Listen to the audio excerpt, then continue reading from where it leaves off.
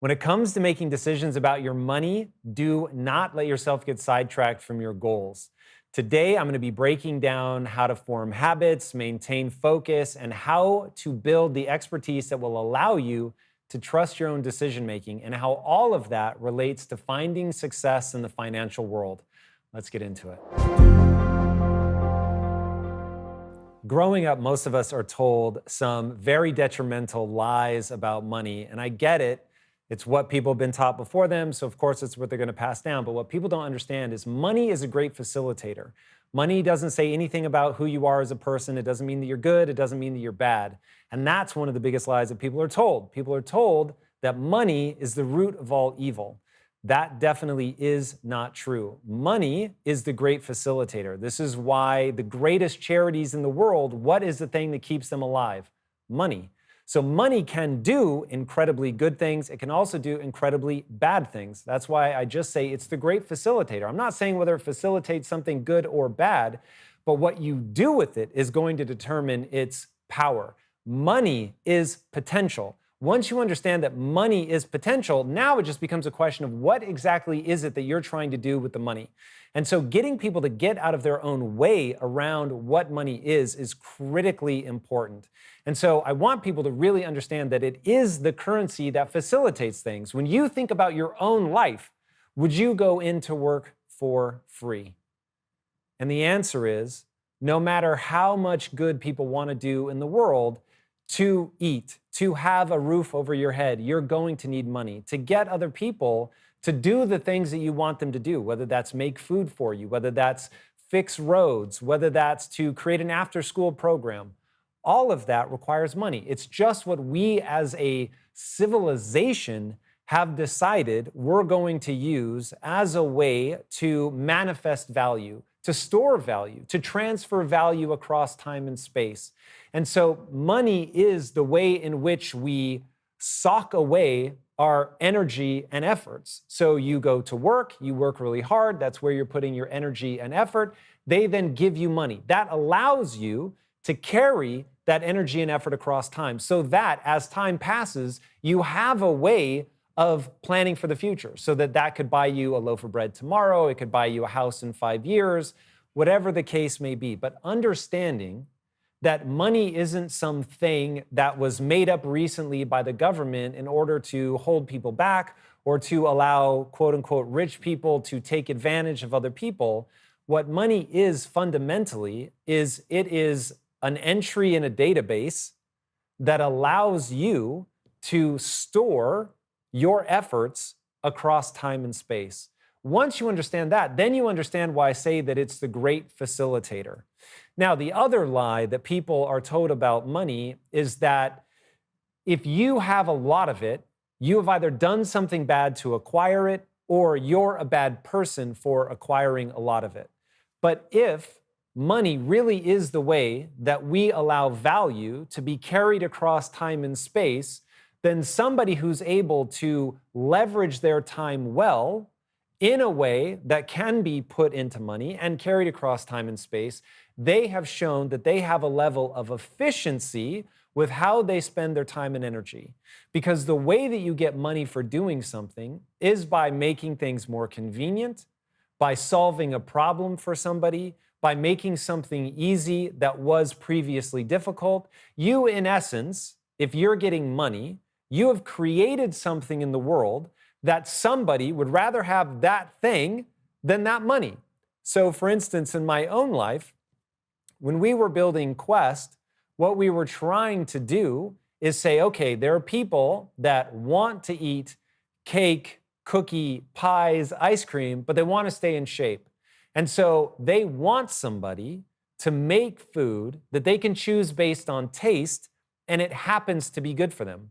Now, the problem is that's very difficult to do, and it's very difficult to do at scale, and it's tremendously difficult to do at scale in a way that's shelf stable. And so we put 18 months just into formulation. We put an ungodly amount of time, energy, and money into actually building equipment.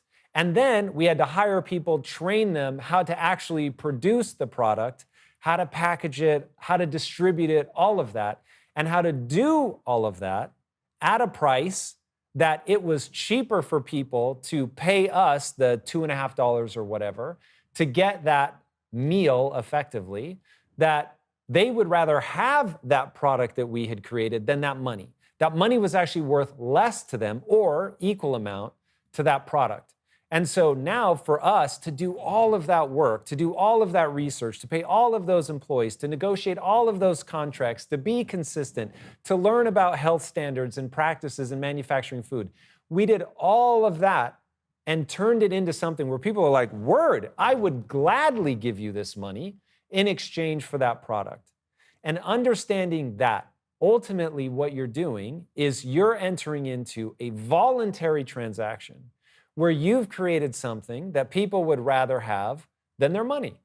And so understanding then that somebody that has accumulated a lot of money has added a lot of value to the world. Now, of course, that's not always the case. And there are things where we're right to question whether that is something that we think is that valuable or not. But if it's happening on the open market is saying, yes, it is that valuable. That's why we're willing to do that. And so the area where people get most upset is in the area of finance. And so people look at bankers, they look at people that make money on Wall Street, and they say that isn't fair. Now, what I would say about that, the reason that people equate that or that they've been told the lie that those people are evil, that they're doing something that's bad, is because they don't feel like they have access to that same system. And that brings me to another part. You're not just told lies. The other part about money that becomes problematic is people aren't taught basic financial literacy.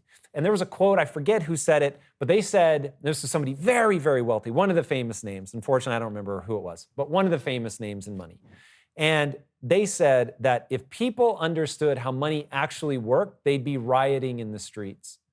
And that's because the way that the system of money works is people are kept in the dark about how money enters the system, how money exits the system, how assets work, how liabilities work. And because people are kept in the dark about that, then other people are able to use their superior knowledge in an open marketplace to garner more of the money. Or even worse, if the government is using money to either inflate the currency or to redistribute money, which basically is stealing from one person, and yes, I'm using that word very intentionally, to give to other people that have not earned that money, that creates all this contention about how the money should be used, where it should be going, right? There were people that were up in arms when the airline industry was bailed out, or the banks were bailed out in the 2008 collapse.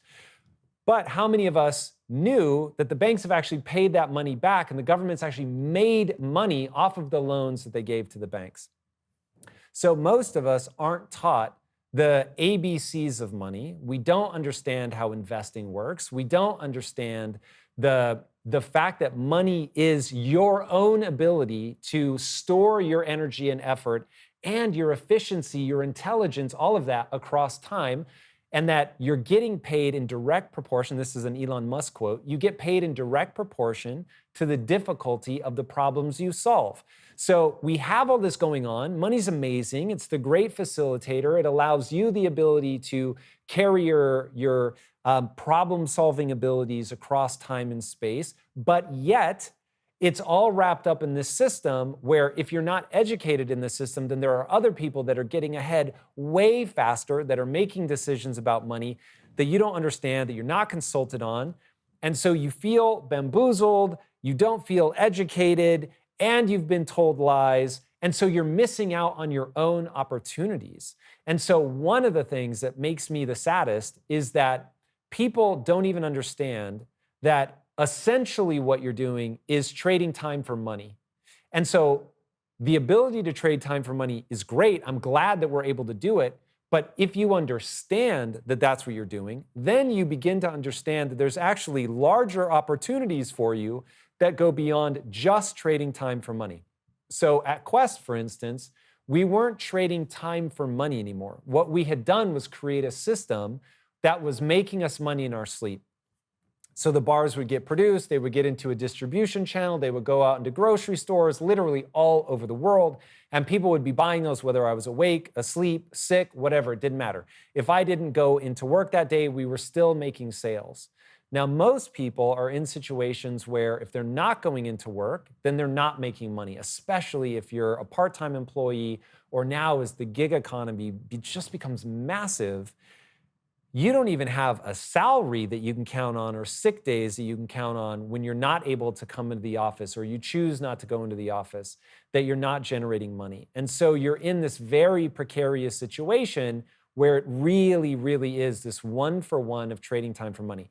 Now, once you know that you're trading time for money and you recognize that's only one way to do things and that there are other ways, which I'll get into in a second, now your horizon begins to expand. And if, for reasons of low risk, you just want to trade time for money, fair enough.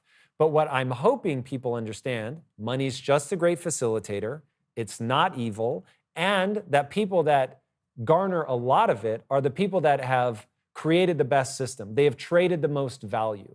So now, instead of just trading time for money, which is one way of exchanging value for money, your time is valuable, so you exchange that time for money. There are other ways to create value for people that isn't just trading time for money. Or maybe it's you trade time for money once, but then over time, it's not just that. So I'll walk you again through how I generated my own wealth.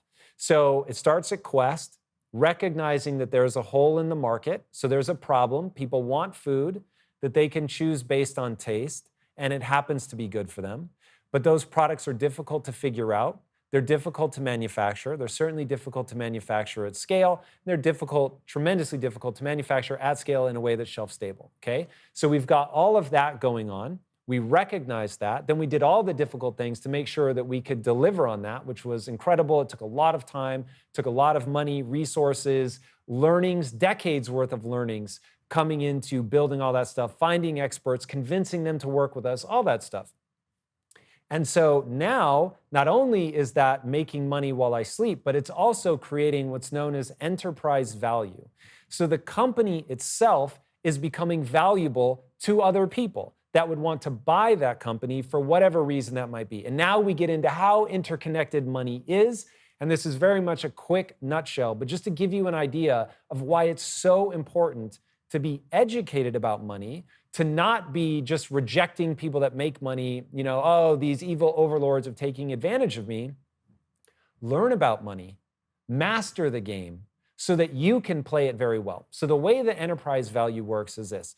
If you have a company and they're trying to grow their revenues, a big reason, one of the biggest reasons why somebody might want to grow their revenues is that they want their stock value to go up. Now, the reason they want their stock value to go up is that the value of a company is predicated on the value of their stock. So how many individual shares of the company exist? This is assuming it's a public company.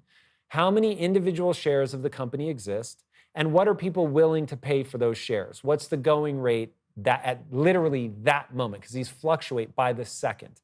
But in that moment, all of what are known as outstanding shares, so all of the shares that exist or are out in the world, if they were to sell all of them, how much would that be worth?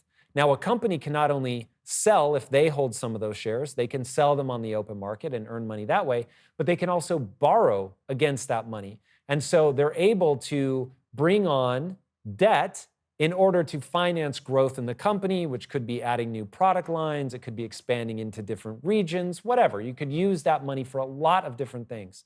But people that really understand the financial game at a high level are able to use debt as leverage, okay? And so debt is often actually referred to as leverage. What they mean is maybe in the case of stocks equity, same thing. In exchange for the value of the outstanding shares, they can borrow against that. And so now, just by building a company that other people want to own a piece of, they're able to borrow money, right? So they didn't do more things. The collateral is the value of those outstanding shares.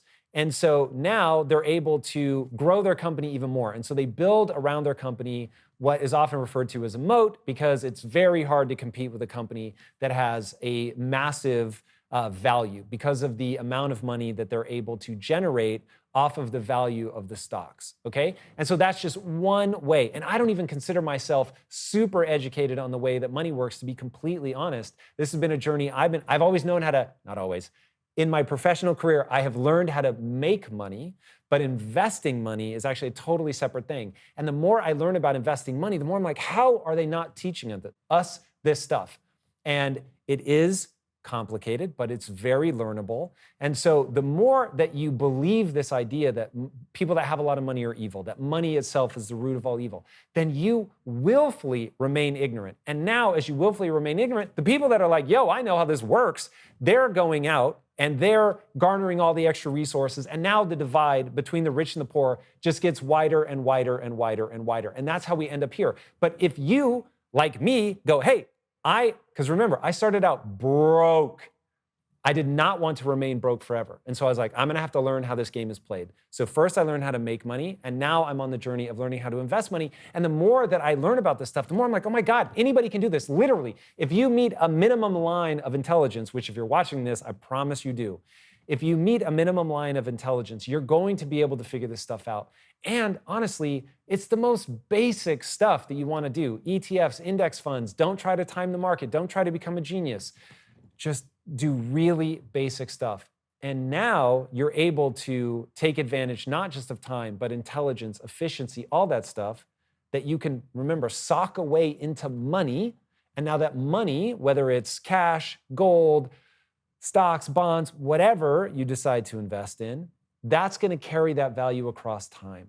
That's so important to understand. And that's really just like that level one of getting ahead of the average person who's just trading time for money. And then as you go, you're going to find that there's levels to this stuff. But the more you understand, the more control you have in your life, the more you're able to generate money, the less you have to worry about money problems. Now, money is not going to solve anything but money problems, and that's something that's very important to understand. But as you learn to master the game of money, you really can get ahead. So please don't buy into this narrative that money's evil, that rich people have done something wrong to get that money. They just understand something that you may not yet understand. There are almost certainly a lot of things that you're doing that are going to keep you broke. The first is what we were talking about in the last question. It's all about financial literacy. Do you know how money actually works?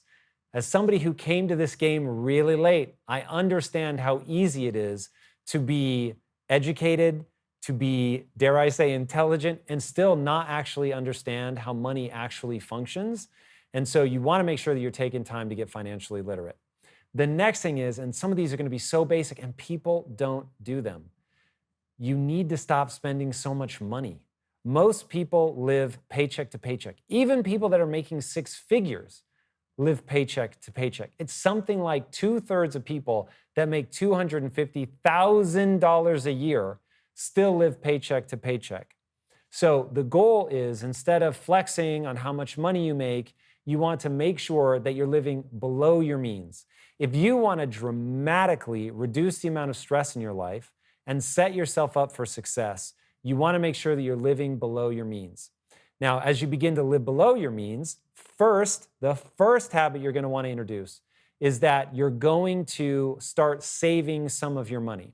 So, of course, there's going to be an amount that you're going to allocate towards your living expenses, your house payment or your rent, your car payment, insurance, all of that stuff, food. But then you want to make sure that automatically you're saving money. If you're not automatically saving money, then you're walking down the path of remaining broke. So you want to make sure that you're living below your means, and you want to make sure that you're automatically saving money. Now, once you have saved up enough money that you have somewhere between 6 and 12 months of emergency cash on hand, if you get sick, if you hate your job, any of that stuff is exacerbated 1,000-fold if you're living paycheck to paycheck, because now you've got nowhere to go. There's no way for you to be able to weather that storm.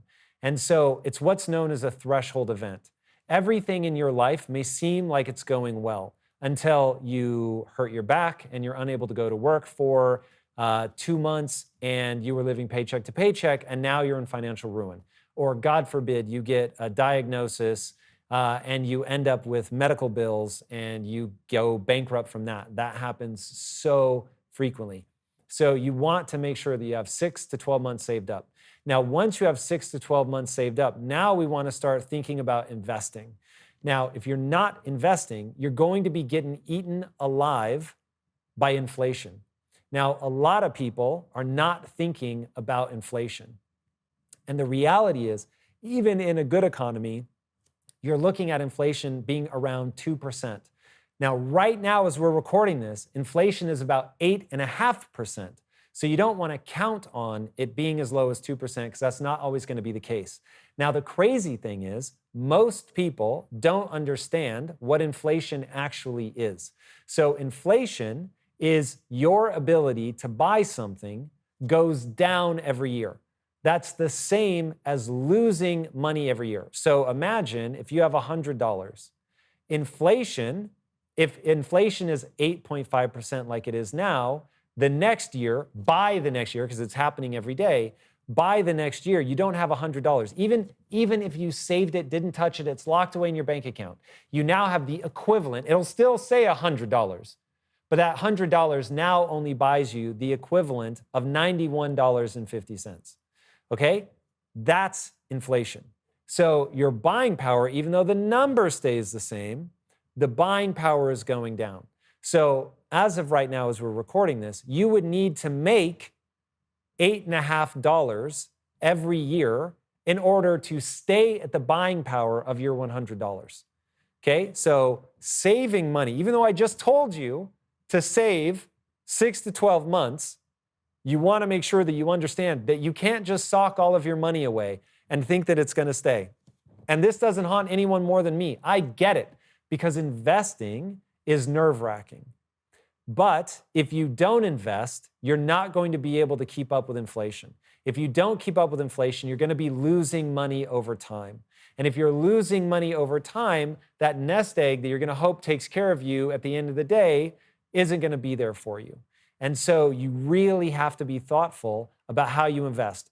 What is up, my friend? Tom Bilyeu here, and I have a big question to ask you. How would you rate your level of personal discipline on a scale of 1 to 10? If your answer is anything less than a 10, I've got something cool for you. And let me tell you right now, discipline, by its very nature, means compelling yourself to do difficult things that are stressful, boring, which is what kills most people, or possibly scary or even painful. Now, here is the thing. Achieving huge goals and stretching to reach your potential requires you to do those challenging, stressful things and to stick with them even when it gets boring, and it will get boring. Building your levels of personal discipline is not easy, but let me tell you, it pays off. In fact, I will tell you, you're never going to achieve anything meaningful unless you develop discipline. All right, I've just released a class from Impact Theory University called How to Build Ironclad Discipline that teaches you the process of building yourself up in this area so that you can push yourself to do the hard things that greatness is going to require of you. All right, click the link on the screen, register for this class right now, and let's get to work. I will see you inside this workshop from Impact Theory University. Until then, my friends, be legendary. Peace out.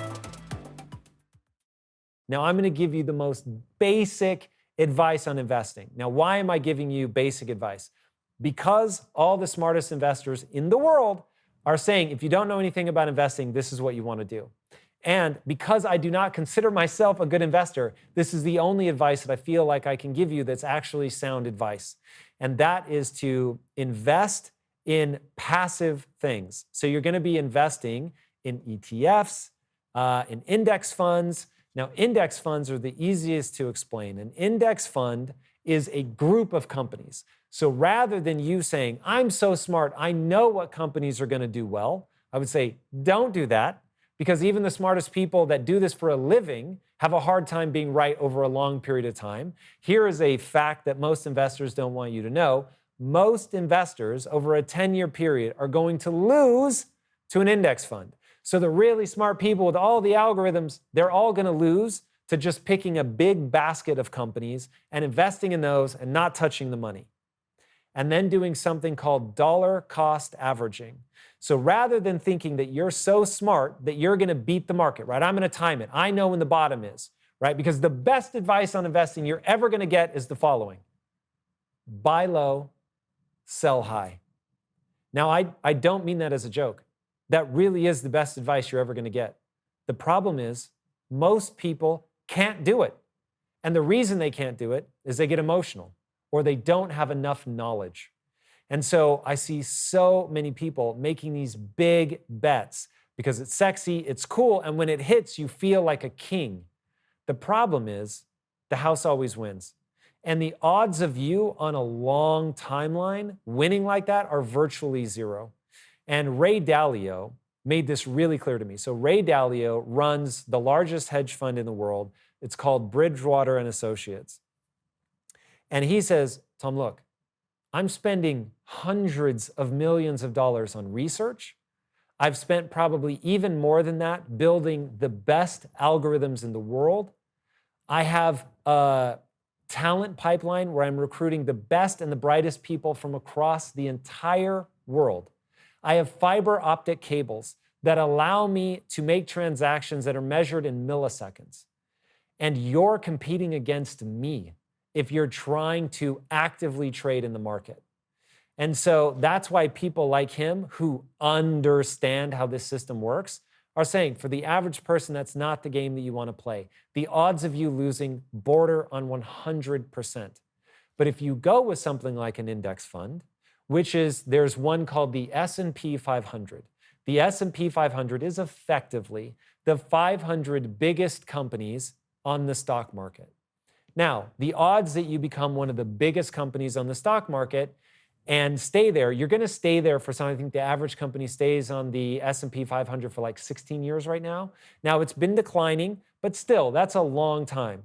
And the way that the S&P 500 works is when one finally gets down to the bottom and it gets booted off, then they replace that with another one. And so you always have the top 500 companies in the stock market at that time. And there's a whole bunch of different index funds. It could be growth stocks, it could be stocks in foreign markets, and whatever one you're comfortable with. But at least it's a basket of stocks, and you're dollar cost averaging in, which just means that every day or every Wednesday or whatever, you're putting in a certain amount of money that you want to invest. And you're just going to leave it. You're not going to panic when the market goes down. And you're not going to, when prices are up, you're not going to buy into the euphoria. Now, why would you not want to do that? The reason that you don't want to buy into the euphoria is because when people are euphoric, prices are going sky high. Now, in those moments, and I have now lived through my first cycle where I was really paying attention to the market and it got euphoric. So now I know what it feels like. And what it feels like is it's always going to go up. That you're a genius. You're making all this money hand over fist. Now, the good news is when it all crashed, I didn't sell. I didn't buy like a fiend, it was going up, and I didn't sell when it went down, which means that I don't have any realized gains or losses. Now, of course, when things are going up, if you want to take money off the table, by all means do that. You then bought low and you sold high. Makes all the sense in the world. But the last thing you want to do is buy like crazy as the price is going up and then panic as the price drops because now you've bought high and sold low. But that's what most people do because the euphoria is so exciting and people feel like, oh, there's no way that I can lose.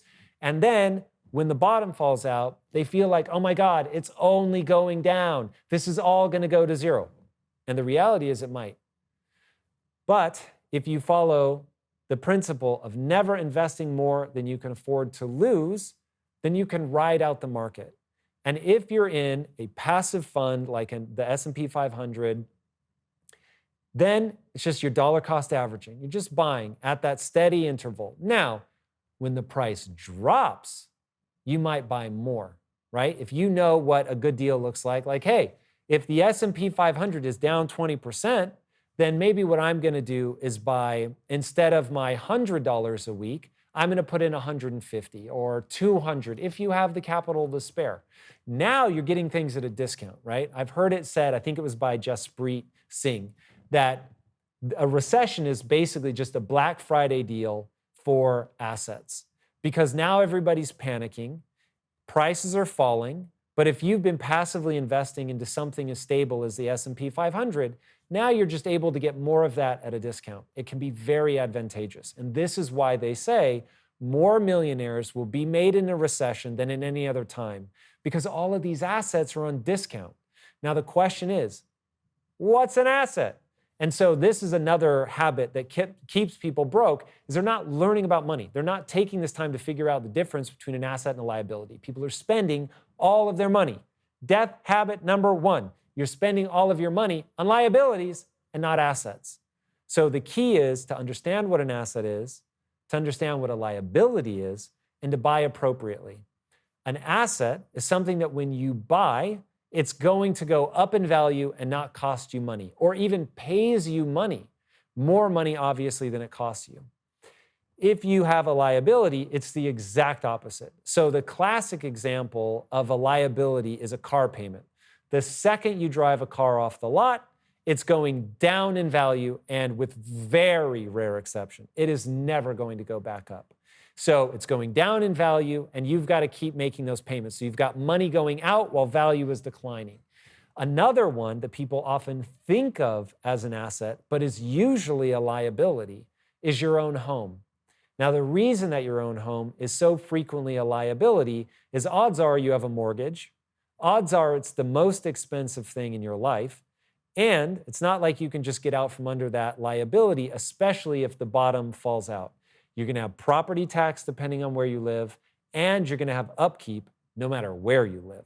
So now you're pouring money into this thing, and maybe the value is going up, but maybe not always. And between the property taxes and the upkeep, you may be paying more than the value is going up over time, especially if you account for opportunity cost. So the odds of your house after taxes, fees, upkeep, all of that, being a better use of capital, if you're living in it, being a better use of capital than taking that same money and putting it into an index fund or something like that, a diversified portfolio, let's say, the odds of the house returning more on that are very low. Unless, obviously, if you get into rental properties and things like that and you're not living in it, so now it can actually generate cash flow, well, then it's just a math equation. This is how much I spend on average per month for insurance, property tax, upkeep, all of that. And if on average, the rent that you're getting is more than the money that you have going out, then it's very simple. Every month, I'm making more off of this property than I'm losing. Cool. Now you've got an asset. So that is the difference. If you're paying for something, it's a liability. If you're making money off of something, it's an asset. Now, most people don't have the discipline to buy assets because liabilities are usually the fun things. It's the cool clothes, it's the car, it's the fancy house, all of that stuff. And so people get themselves into a difficult situation because now the vast majority of their capital is going out. And this is how people end up in a position where they're living paycheck to paycheck. Okay, another thing I want to talk about that's a bad habit is that people are on a career path. Now, why is that bad, you ask? I have so many people around me at my company that are on a career path, and they're amazing people. But the people that really make money are the people that get so good at something that they can solve the most difficult problems that the company faces. So rather than thinking, oh, I am an editor, and so I'm going to get good at editing and I'm going to work my way up that way, you can basically predict what your salary is going to be. You're more or less going to get a 2 to 5% raise year over year. There'll be a couple times where maybe you're promoted into a role within that lane that has more responsibilities, and therefore you get paid more money. But you can just look at that career path and say, what is the person that's the highest in this chain that I'm working my way up? What do they make? That's what you're going to make, plus the sort of annual increases.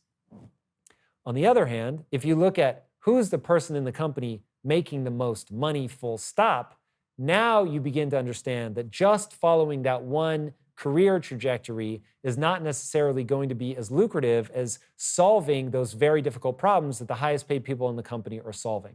So I'll give you one example. If you want to get wealthy in a company, go into sales.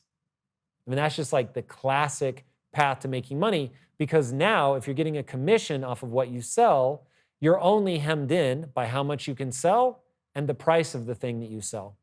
So now you've got a lot more flexibility. So be very thoughtful as you're exchanging time for money.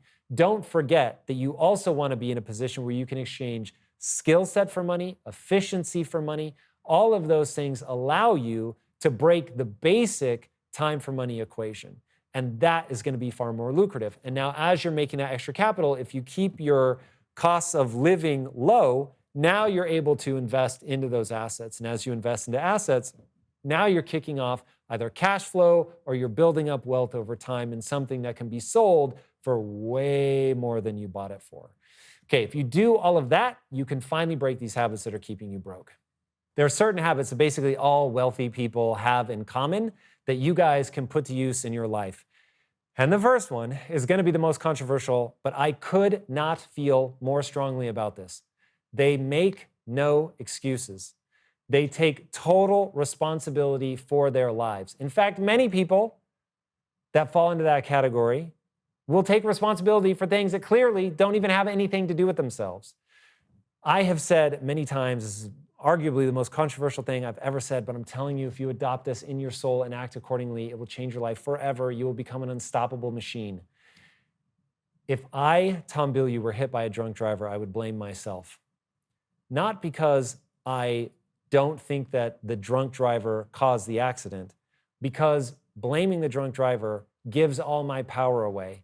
And I can't do anything about them. I can't stop people from drinking. I can't control the way other people drive, but I can control whether or not I'm on the road. I can control how good I get at defensive driving, how much I pay attention and looking out, all of that. All of those things I control. So if you take control of your life and make no excuses, now you're in a solution-oriented mindset. And people that get wealthy, let me tell you right now, all they think about are solutions. How do I solve this problem? Because if you're wealthy, you must remember you're paid in direct proportion to the difficulty of the problems you solve. And if that's true, you better get very good at solving very difficult problems. And if you have something that's holding you back, like I'm not as smart as a lot of people, and that really pisses me off. But the reality is, pissing and moaning about it is not going to make me any smarter. All I can do is go make the most of what I have. I can go learn. Now, I could get pissed off at my mom. I could be angry at my dad. But the reality is that I am where I'm at from either how I was impacted as a kid in the developmental years, how I was impacted in the womb, my genetics, all of that stuff. But it's all done. The die is cast. There's nothing I can do about it. But there's 50% of my life that's completely malleable. And so I'm going to focus on that. And I'm going to, like other wealthy people, be obsessed with learning. You've got to be obsessed with learning. So you're not making any excuses. You take total responsibility for your life. And one of the ways you take responsibility for your life is even if circumstances are against you, even if you really have been dealt a bad hand, you know that you can get better at things. You have the only belief that matters. The only belief that matters is if I put energy and effort into getting better, I will actually get better. Now, why does that matter? Because skills have utility. Now, why does that matter? Because skills let you do something other people can't do. And that thing that it lets you do is solve problems that people want solved. What have I said like 8 times in this episode? That people will pay you in direct proportion to the difficulty of the problems you solve. So going out, learning, getting skills that have utility allows you to do things other people can't do. You're going to be able to get money other people can't get. That is something that wealthy people understand. Maybe it's not fair, but who gives a fuck? Nobody's coming to save you. Nobody's going to solve these problems for you. And if you're turning to people for a handout, all you will ever get is what they're willing to put in your hand. But if, on the other hand, you're willing to go, hey, what's the hardest problem you have to solve? I'm going to make that problem go away for you. And all I ask in return is money. And I'm going to ask the amount of money that's either equal to the exchange for you or less, so that you're tripping over yourself to buy this thing. And that is precisely how you end up breaking the time for money equation. Because wealthy people understand you just can't charge enough for your time in order to make it worth it. So as you can imagine, there are people that offer to pay me a lot of money for one-on-one coaching, but I don't do it. And why don't I do it? Because unless you're willing to give me equity in your company to do it, I just can't charge enough to make it worth the time. So you have to break that time for money equation. You have to be getting ownership in something. And that's another thing that people understand, wealthy people. that real wealth is going to come from owning something. You own something that other people consider extraordinarily valuable, that is going up over time. Now, the reason that ownership matters is because you want to buy low and sell high. The reason that entrepreneurs end up making a lot of money in success, obviously, is because they start with something that's worth nothing. And they get very clever and they build something that over time goes from worth nothing to worth whatever the market values it at. So to give you an example, in my own life, talked about this earlier, we took Quest from a product I couldn't give away, literally. I know that seems ridiculous now, but when we first launched, I would stand at trade shows and tell bodybuilders who ended up becoming like the most ardent purchasers of Quest, and I would say, free protein bar. It's a free Quest bar. I will give it to you right now. We didn't even in the beginning, we didn't even ask for an email. All you had to do was extend your hand, grasp bar. That was the sum total of the payment that we were asking for. And people wouldn't do it. So we had to take it from figuring out the formulation, building out the manufacturing, all the things that we've talked about, convincing people to try it. And we went from that to something that people were willing to pay $1 billion for. But in the beginning, it was worth nothing. And so the amount of money that we had to put in to get profitable, and then we reinvested all that money, and then ultimately we were able to sell it for that extraordinary sum of money. And it was a huge win, life-changing for all of us involved, because we started with nothing and we owned it and we built value in it. That's the key. You have to own something that goes up in value over time. So whether you bought low and you're going to sell high, or whether you were the one that created all the value, and so you didn't even have to buy anything. You just created value in this thing that later people wanted to own. So ownership is a huge key for people that end up generating wealth. You want to own, you want to hold. And so Warren Buffett talks about this a lot. Selling makes you rich, holding makes you wealthy. Now, what does he mean by that?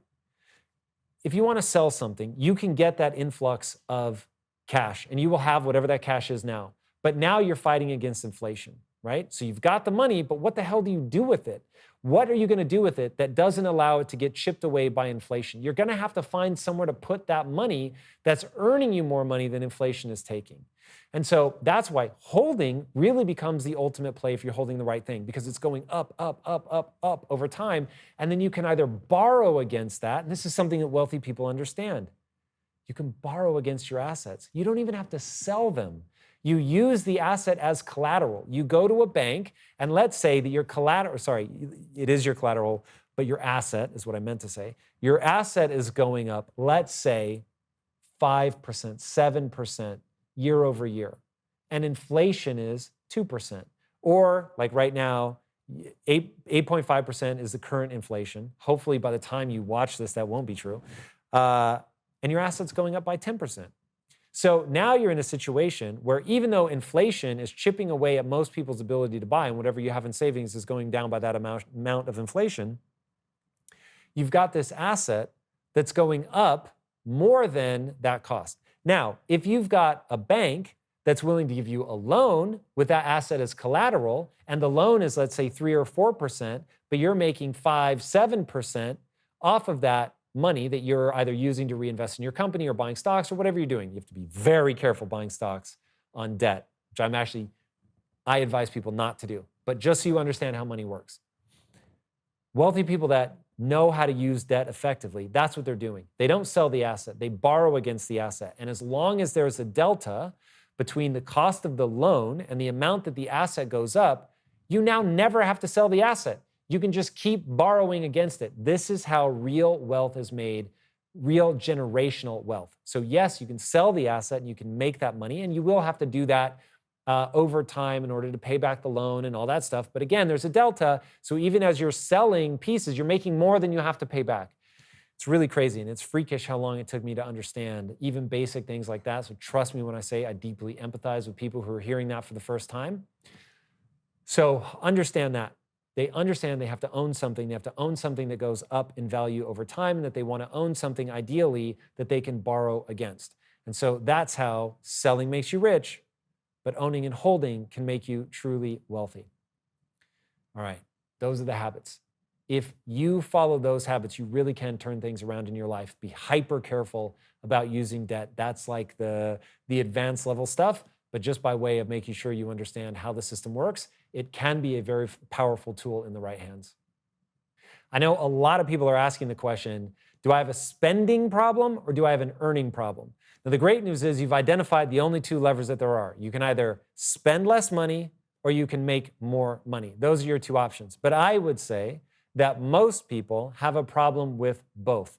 The odds that you're spending too much money are virtually 100% unless you're really able to sock away money week after week, month after month, year after year. And so the easy way to figure out is how much money, more money do you have at the end of the year than you have at the beginning? And if that number is going up and it's going well, amazing. Now remember, the goal isn't just to save a ton of money. You want to save 6 to 12 months. Beyond that, you want to be finding a way to invest. Now look, there are certain economies, because I feel bad saying this right now, knowing that I have a huge portion of my wealth right now in cash. So some of this has to do with seasons. The reason is I think that we're in a very bizarre period of volatility right now that I don't expect to last. I am now beginning to look more seriously at different assets because I do think that things are relatively depressed right now.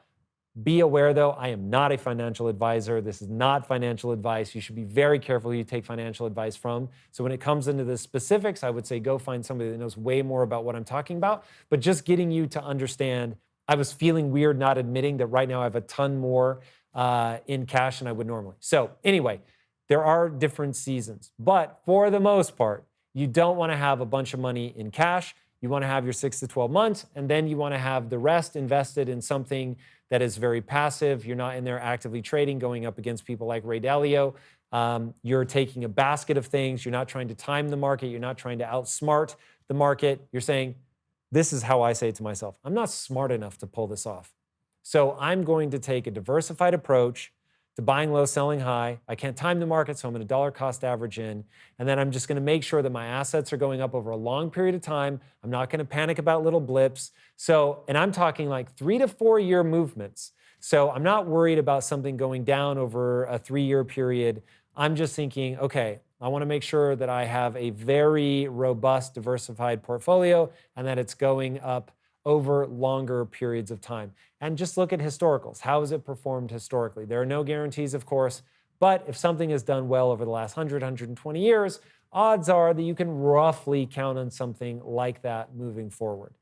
And so that is the very basic approach that I would take. You want to make sure that at the end of the month that you've got more coming in than you have going out. And it really is that basic. And then just remember, there are 2 levers to pull. You can either spend less, which is always an option. Don't think yourself cool because you have a fancy car, fancy house, fancy watch, fancy clothes, none of that. I buy most of my clothes on Amazon. Obviously, I could afford a lot more, but I just don't tie. I actually do tie myself to my sense of style, which I actually do like, but I don't tie that to whether the clothes are expensive or not. And I remind myself constantly I could wake up broke tomorrow. So don't tie your identity to that. Don't be afraid to pull back your expenses. As Jaspreet Singh has said many times, if you can't buy something 5 times, don't buy it once. I think that is very good advice. So be super thoughtful about your spending and then go crazy on figuring out ways to make more money. Because personally, I couldn't live in a world where all I was doing was saving.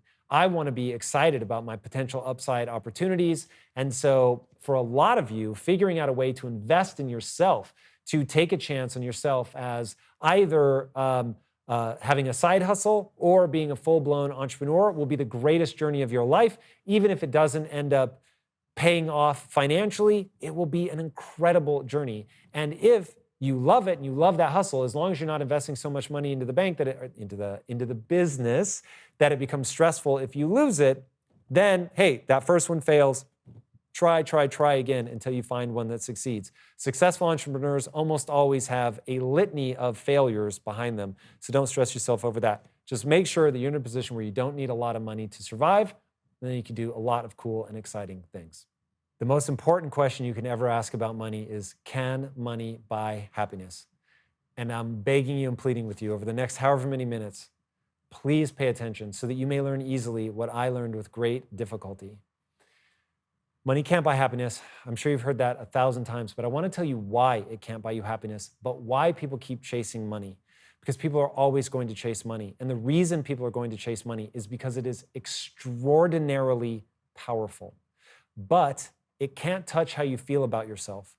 So I think that people have been told lies about money, like we were talking about earlier.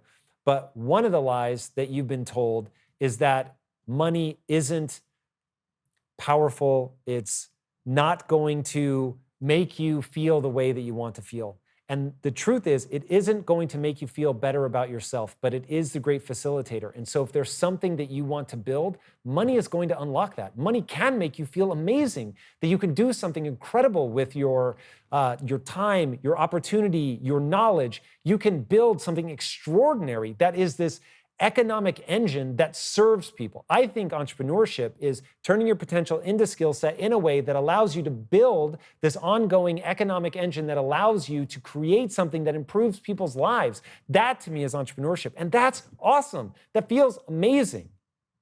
So money's more powerful than people think, but it doesn't make you happy. What makes you happy is striving to add value to people's lives, to improve every day. Those are the things that are going to make you happy. So even if you're trying to create a business and that business fails and you end up not only not making money, you lose money. The failure will suck, don't get me wrong. But when you're going all out every day and you're improving and you're helping people and you're bettering their lives and you're sincerely pursuing getting better so that you can serve people in a way that feeds you and gives you more energy than it takes, that is the juice. The greatest thing that life has to offer you is the following. Okay, I'm telling you this from the position of somebody who's made a lot of money. The greatest joy life has to offer, the highest amplitude joy that life has to offer is the following. You are working very hard. You are scaling a mountain, and that mountain is incredibly difficult. And I don't mean a literal mountain. You're building a business. You're working to become a great athlete, whatever. You are working your ass off. It is hard. You are on this mountainside. You have frostbite in your fingers. You can barely hold on, but you're going. You can't believe it. You look down. It is a terrifying drop. If you fall, you die. It's nerve-wracking, man. The stakes are high, but you decide you're going to keep climbing. You're going to keep climbing. And the moment where you're working your ass off, but you can see the ledge, you're about to get to it. It's all working. Everything that you've been busting your ass, it's actually happening. Oh my God. And if I get to that top and I push myself up, it's success. It's a buffet. It's an orgy. It's whatever. It's something incredibly exciting that you have just been so amped to get up there to. That is way more exciting than the success, the having of whatever it is that's on your mountaintop. It's that moment there where you're clinging to your fingers. You're clinging to the side of the mountain with your frost-bitten fingers, and it looks like it's going to work, but it hasn't paid off yet. But if it does pay off, it will be extraordinary. That dream, that moment, it's all working. And if I pull this off, my dreams come true. That's better than your dreams coming true. Why?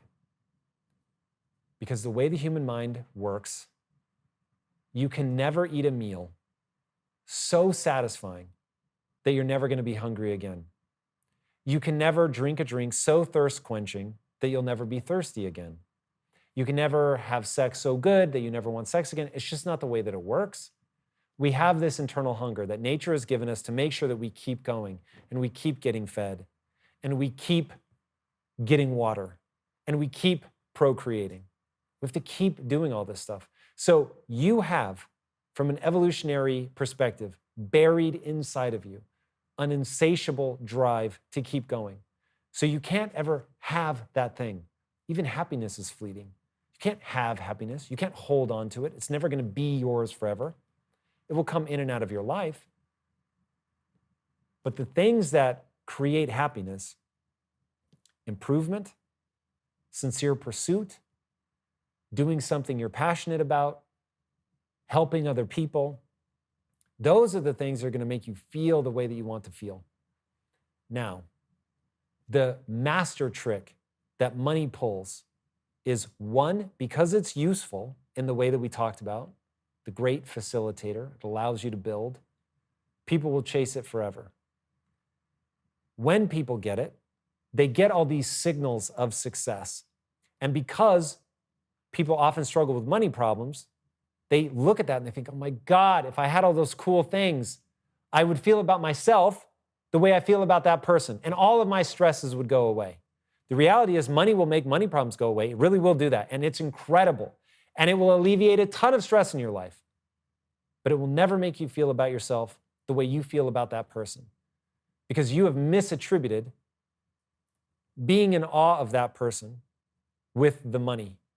The reality is what you're in awe of is that they were able to translate their efforts into tangible success.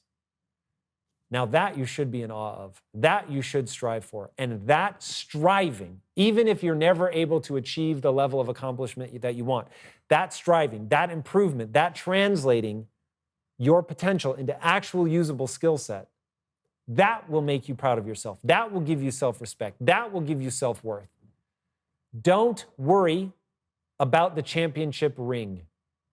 Worry deeply about becoming capable of a championship performance, because nature will reward you for that. That's why it feels so good to make progress. Nature only has two levers, pleasure and pain. Nature's job is to ensure that you stay alive long enough to have kids that have kids. That's all nature cares about. Nature doesn't care about you. Nature doesn't care about me. Nature just cares that we stay alive long enough to have kids that have kids. The selfish gene hypothesis. If that's true, then we know that it's going to use the two levers that it has, pleasure and pain. It's going to make pleasurable the things that it wants us to do more of that are going to keep us alive long enough to have kids that have kids, and it's going to make painful the things that put us in jeopardy. And one of the things that is likely to keep us alive long enough to have kids that have kids is this pursuit of improvement so that we can get better, so that we can acquire skills that allow us to hunt better, gather better, support the tribe better, fight better, whatever. But we need to constantly be improving because skills have utility. It lets us do things other people can't do. It lets us protect the group. It lets us protect ourselves. It lets us stay fed. It lets us survive a famine. It lets us survive warfare, all of that stuff. It lets us convince somebody to mate with us. Skills have utility. And so nature had to hardwire the acquisition of that improvement and make that incredibly joyful, to make it feel good. That's also why nature made that moment where, oh my God, this is going to work, feel so good. So you'd keep going, so that you would do those things, so you would reach that mountaintop. Maybe there were greener pastures, more animals, better berries, whatever. But you had to have that incentive. Money can't make that feeling inside of you. Money's never going to give you that. But becoming the kind of person that's capable of being so talented that they can solve problems that people are willing to pay for, that will make you happy. So the two end up coinciding when you have the right mindset, when you're doing it for the right reasons, when you put money in the right box, the great facilitator. It won't make you respect yourself. All of your insecurities are still going to be there, but it will eliminate money problems. It will allow you to build. And the pursuit of the things that people will give you that kind of money for will turn you into the kind of person that you'll be proud of. That's the truth about money. I was once asked, if I only had $1,000 to invest, how should I go about doing that? All right, so number one, when I was actually in that position, all I did was spend my money on getting myself educated. So knowledge may be the right answer here, but since that's not as cool or tactical as what I'm about to go through, I would just say that learning is always going to be the right answer. Make sure no matter what you're doing that, learn as much as you can. That's going to be the thing that will move you forward far more than any finite amount of money in any kind of investment is going to return. Knowledge is the thing that monetizes forever. So money spends once, knowledge monetizes forever. Okay, now having said that, I will say there are three things that if I had $1,000 to invest that I would do.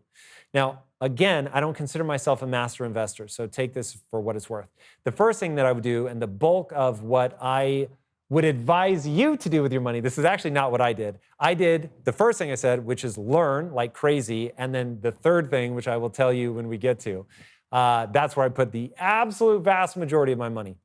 But the first thing that I would do in terms of giving other people safe advice, not knowing how good they are, how diligent, hardworking, all of that good stuff, I will say, number one is to buy a very safe asset, something like the S&P 500, something where you're just going to dollar cost average into the stock market, like we talked about, something that has a long track record of success, that it's very hard for people to beat the market. And that's just sort of the benchmark, right? Is the market. You at least want to be hitting that. So I would do that. A nice diversified portfolio, dollar cost average in. That's where I would advise you to put the bulk of your money, knowing that I'm going to fully confess at the end what I actually spent my money on. The second thing is, while I would say this should be a much smaller part of your portfolio, I would do something that is a future-facing bet. Now, the reason that I think that you should do this, but make it a much smaller part of your portfolio, is the odds are that you're going to be wrong. But I think it's very important for you to force yourself to come up with a thesis about the future that you're actually willing to put your money on. And maybe you come up with a few things, and so you hedge your bets and you put it on a couple things. The big bet that I'm making about the future right now, knowing that I could be wrong, but man, I can't convince myself that this is wrong, is cryptocurrency.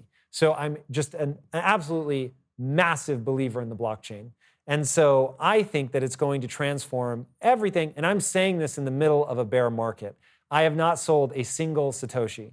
So I have put a substantial portion of my net worth into that, but not more than I could lose without being stressful. So I want to be very clear. I never advise anybody, even somebody in my position, to invest more than they're willing to lose.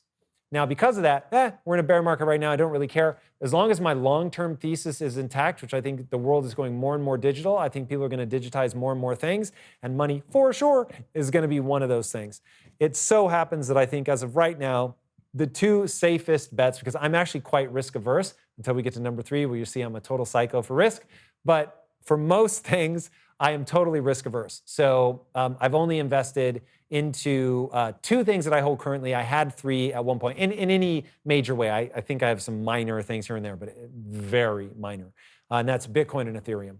So now, do your own research. If your thesis on what the future is totally different, that's the key, that you're forcing yourself to come up with a thesis about where the future is going. And you're going to clock it and see if you end up being right. So my whole thing is, I don't know that I'm right about this. I want to see if I'm right. So I'm making a bet on the future. Not so much it would be stressful if I lost it all. And I'm going to see how this plays out.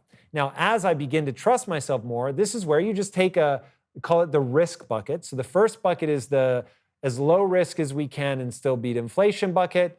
And now we're going to take a slightly higher risk bucket. I'm still trying to be really thoughtful about what's within this riskier category, what's the safest bet? So I'm going to play it that way, but it is riskier. But I'm doing it to really learn. Can I read the future or not? That's the wrong way to say it.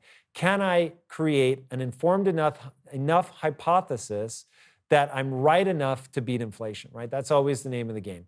So again, I'm only investing as much as I'm willing to lose. And then I watch and I learn something about myself, and I don't lie to myself or trick myself. If I end up being wrong, I need to own that I was wrong and figure out what was it in my thesis that fell apart so that I can get better over time.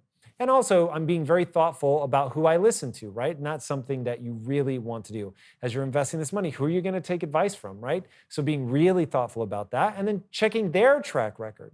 Are they able to beat the market? Okay, now the third bucket, remember what I actually spent my money on when I was in a position to be asking this question was learning, and then this final thing, which is myself. And I have irrationally bet on myself in life.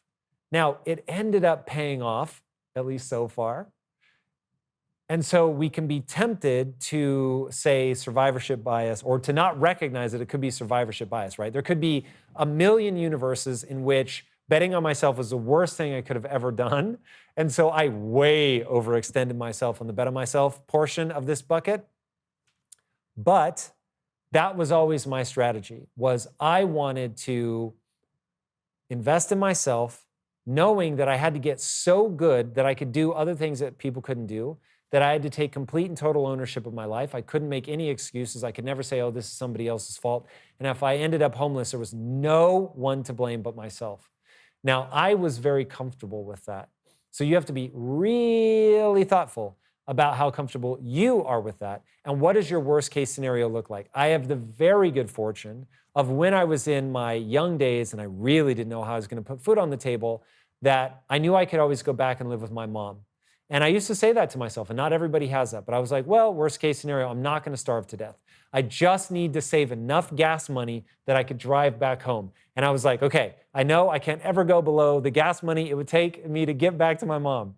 If you don't have that kind of safety net, you need to be really honest about that. And so, where are you? How much would you need to save up before you can start betting on yourself like that? And maybe you need to do it in smaller increments. So you're betting on yourself, but in a side hustle. And only when the side hustle is making more money would you leave your steady paycheck. So that was a big thing for me. And then, obviously, over time, I was very thoughtful, actually, about making sure that I wasn't burning my ships at the shore. And so I had a steady paycheck. I was making sure that I was going to be able to at least keep food on the table. But when Lisa came into the equation, now I felt like there really is somebody else that I have to think about. And so I actually became a little bit more risk averse. I still have a massive risk tolerance, what would probably distress most people.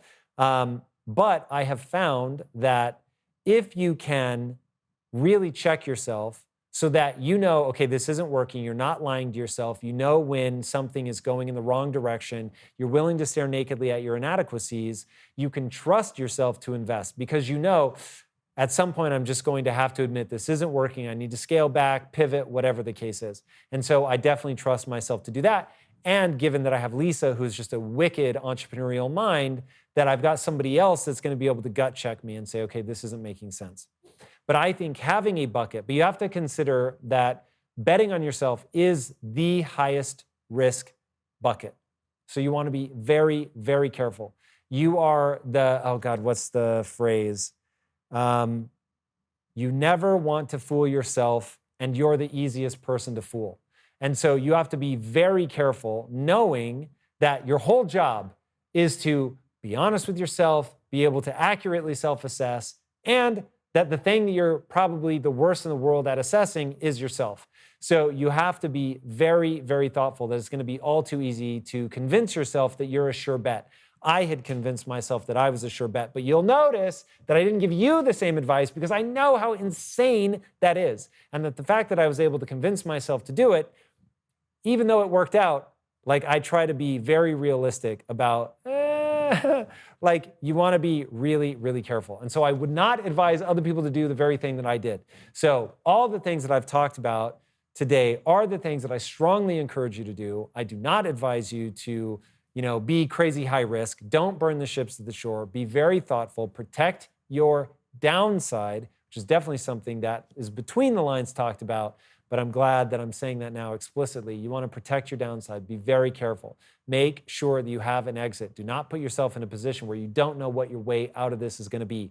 Don't get yourself so overextended that there's no way to back out, right? Don't be getting so many liabilities, so much debt that there's no way out of that stuff, because that is when you're not going to be able to bet on yourself. Now there's all this pressure and all this stress. It has to work out. Gun to your head. Ships have been burned at the shore. I don't know about you, but that does not feel like a fun way to live my life. So those are the things that I would do if I were you. I would learn as much as I can. I would get invested into a very safe asset. I would figure out how well I'm able to read the future and have a smaller bucket, recognizing that it's a risky bucket, but protecting myself against the downside in that one. And then, because you never want to leave something out in the field, you want to make sure that you push yourself as hard as you can. Bet on yourself, even if that's switching jobs, taking a lower paying job because it's going to be a better long-term career, that kind of thing. You don't have to be an entrepreneur to bet on yourself, but find a way to bet on yourself. But make sure you recognize that as the riskiest basket. Right, guys? Learn how the game of money works. You really can master the game. You do not have to be beholden to anybody. I started out broke and I completely turned my life around. And I did it by mastering a set of ideas. And those ideas are available to you. We talked about them, many of them today, and may they serve you as well as they have served me. Till next time, my friends, be legendary. Take care. Peace. All right, if what I just told you about how the game of money works, you were definitely going to want to watch this next clip about how to get your mindset right. It will help you play the game even better. Each and every one of you, at some point in your life, you are going to hit rock bottom. The question isn't, will you hit rock bottom? The question is, what are you going to do with yourself when it happens? And for me, I was teaching film, and I met these two buff rich guys. And I thought, oh my God, six-pack abs and wealth. I've got to follow these guys. It's literally like I was meant to meet them. And they said, Tom, you're coming to the world with your hand out. And if you want to control your art, if you want to control your life, you've got to get rich. So hey, come on. We're starting this technology company. We need a copywriter. You'd be perfect for the job. So I went and I did it. And they said, but don't think of yourself as a copywriter. Understand, this is a startup. You can have any job in this company that you want. You just have to become the right person for the job. So I took them seriously, and I started working my ass off to get better, to focus on the things that I needed to do in order to get good, to grow, and be able to execute.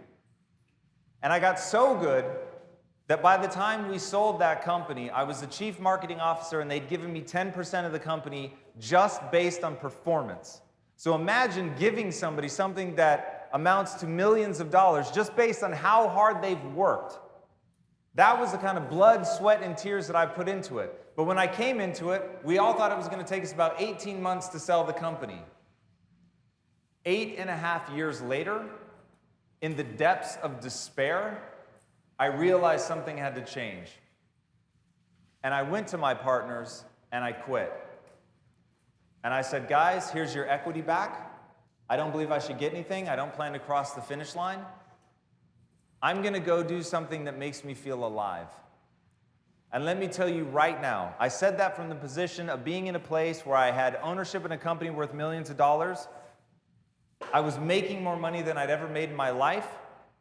I was standing in a beautiful conference room overlooking the Pacific Ocean in the house of a company that we had built that was winning awards. And I was so fundamentally unhappy that I finally had the first of what would become a string of very profound and important realizations. And that is, the game you think you're playing is money. But I promise, the game you're actually playing is brain chemistry. If I gave you $4 billion tomorrow, but inside you felt suicidal and you felt worthless, what would be the point of the money? Conversely, if I gave you $3, but you felt fulfilled and like you were contributing not only to yourself, to your family, to other people, you felt alive inside and what you're doing meant something to you and you felt that you had significance, what does the money matter? Anybody ever read the poem Richard Cory? I read this poem when I was like 9 years old, and it left a lasting impression on me. And it was about the best-looking, richest guy in town. The guys wanted to be him, and the girls wanted to be with him. And the poem ends with Richard Cory going home and putting a bullet in his head. That's the human condition. How many people have you met in your life? You think they're spectacular, they're amazing. And yet they're so fundamentally unhappy that they're in the grips of depression. We're living through a mental pandemic right now. It is almost ubiquitous to know somebody who has depression and/or anxiety. And the reason is people don't understand the game they're playing. The game you're playing is a game of brain chemistry. It's chemicals that flow through your brain. It's a mindset. Once you understand that, then you can begin to structure your life in a way that actually makes sense. This is a long-ass quote, but I'm going to read it all to you because once you understand this, you will understand everything you need to know about life. To those humans who are of any concern to me, I wish suffering, desolation, sickness, ill treatment, indignities. I wish that they should not remain unfamiliar with the profound self-contempt, the torture of self-mistrust, the wretchedness of the vanquished. I have no pity for them because I wish them the one thing that can prove today whether one is worth anything or not. That one endures. That's life. That's the human condition. Most people think that Charles Darwin said that it's the survival of the fittest. Darwin never said that. It was said years after his death. What he did say, and burn this into your nervous system, what Darwin said was, it's not the strongest of the species that survives, nor the most intelligent, but rather the most adaptive to change. The reason human beings are the apex predator is because what we are good at is change. What we are good at is taking a stressor, a stimulus, and changing our body. Look at the people around you. Look at homie over there, jacked to the nines. Tommy, shredded. They were not born like this. Okay, I grew up in a morbidly obese family. I'm not supposed to be lean. We adapt because we force ourselves through something that is painful and we endure.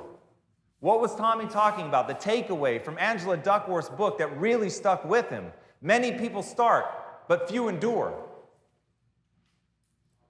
It's not interesting whether or not you guys have a dream. I don't care if you have a dream. I am so uninterested in empty dreamers, I can't see straight. What I care about, do you have the fortitude to fail?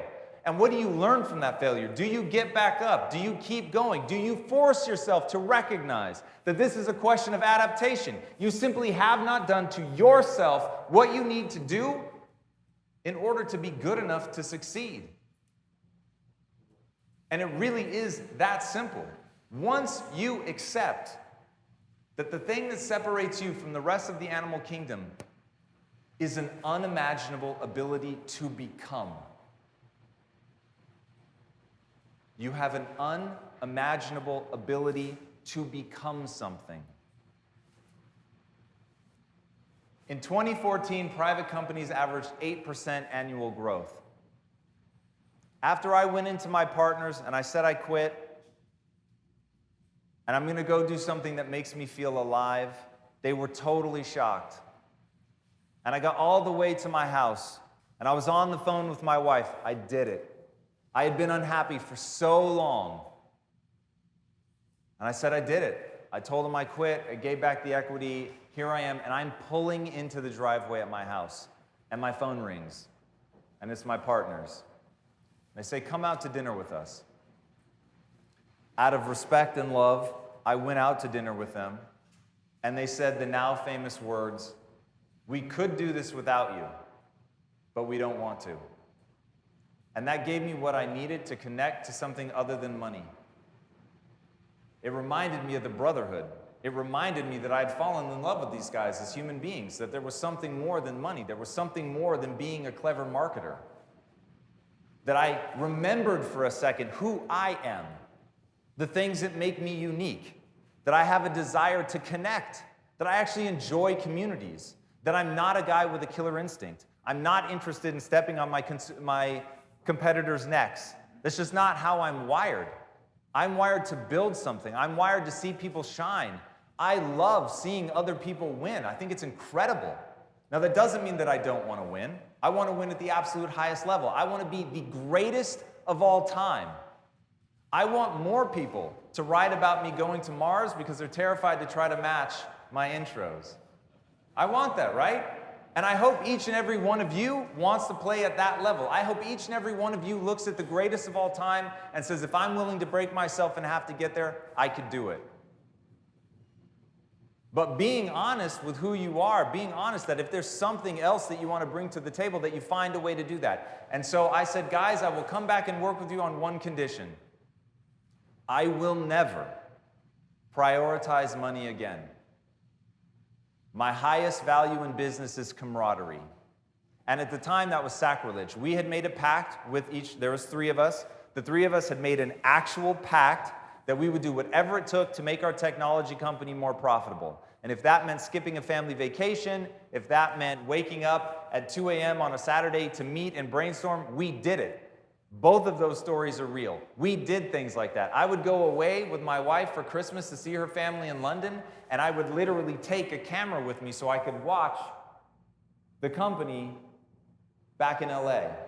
I've never switched off. I didn't take days off. I was working. No matter where I was working 7 days a week. I didn't take a real vacation, meaning that I wasn't actually working while we were on it for 6.5 years.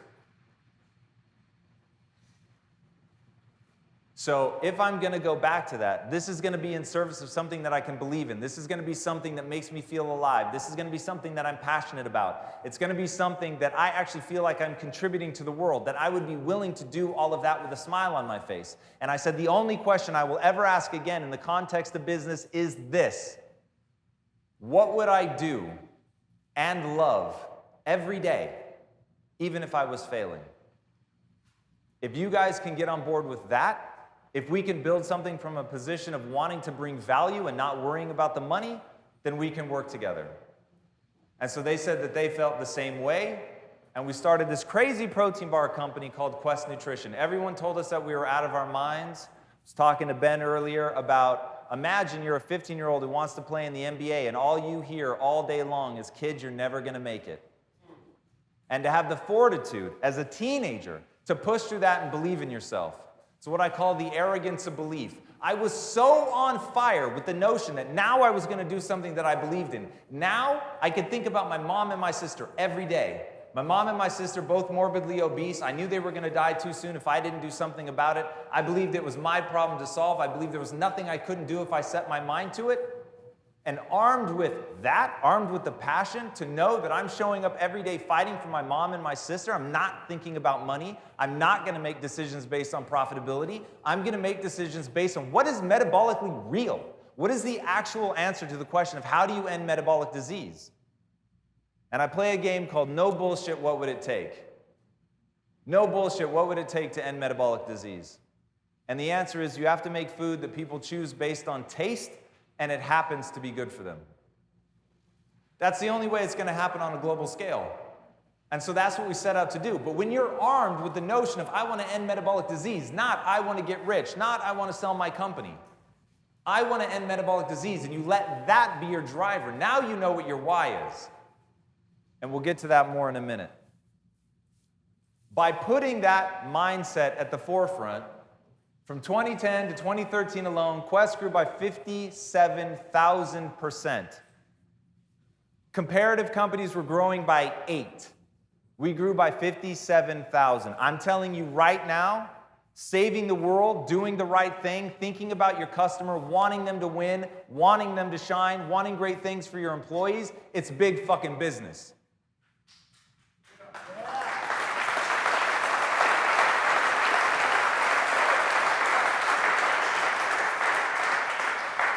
At Quest, we made more in a single day than our previous company made annually.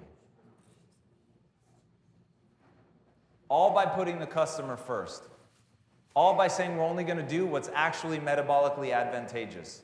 Because how does it serve me to make a product that doesn't when my mission, in my opinion, was to save my mom? And I would ask myself, of every decision, tough decision that we had to make, which decision actually helped save my mom? And then we would make that decision. We hit number 2 on the Inc. 500 list. We were officially a unicorn company. We were a startup that bootstrapped, believe it or not, and made it all the way to a valuation of over $1 billion. All right, if you guys want to have success in your life, and I don't care what it is that you're trying to do, there's going to be 2 things that you need to do. We're going to talk about the first one now, which is develop your mindset. We'll get to the second one later, which is build your business. But we'll get to that. For now, let's just talk about your mind. The most important thing is your mind. Make no mistake about that. Right now, the only thing that is holding you back, I promise you, and whatever excuse you're telling yourself, it's bullshit. The only thing that's holding you back is the way that you think about yourself and the world. That's it. Flat. You have not built the mechanisms in your mind that you need to free yourself from the matrix. And boys and girls, the matrix has you. Who knows David Foster Wallace?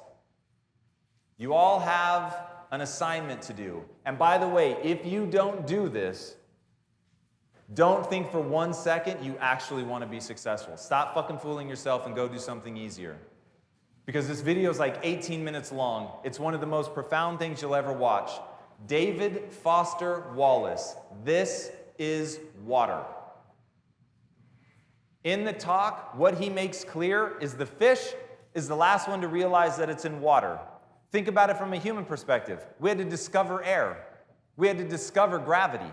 They're so ubiquitous, you literally don't see them. You take them for granted as just being there. And that's how people take their belief system. Right now, you think you're capable of certain things and incapable of others, and that is your water. And until you can identify it, until you can see that you're telling yourself lies, and they are disempowering lies, by the way, because I am not some grand fan of the truth. I'm a grand fan of doing and believing that which moves you towards your goals. Do and believe that which moves you towards your goals. That's it. Once you put that belief at the core of your being, you will be amazed at what you're able to accomplish. When I say take the red pill, what I'm talking about is waking up to the way the world really is. The amount of potential that you have, I always say, is nearly unlimited. But I only say that so I don't have to get into stupid arguments with people about throwing absolutely ridiculous things out just to try to defeat the notion. And that's somebody who wants me to be wrong. But ask yourselves right now, if my message is, you can do anything you set your mind to without limitation, don't you hope I'm right? And even if I'm wrong, how much farther will you go simply because you were willing to believe? Humans lead with belief. Humans lead with belief. You won't take the first step down any path unless you believe you can actually get where you're going. And this is where people get stuck in the matrix. You don't push yourself hard enough. You don't make big enough demands. You think small. You dream small. You make small demands of yourself. If you want to see what big demands look like, look at David Goggins. Anybody know David Goggins?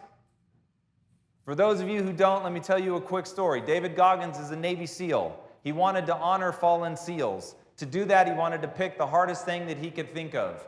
It was a 135-mile race.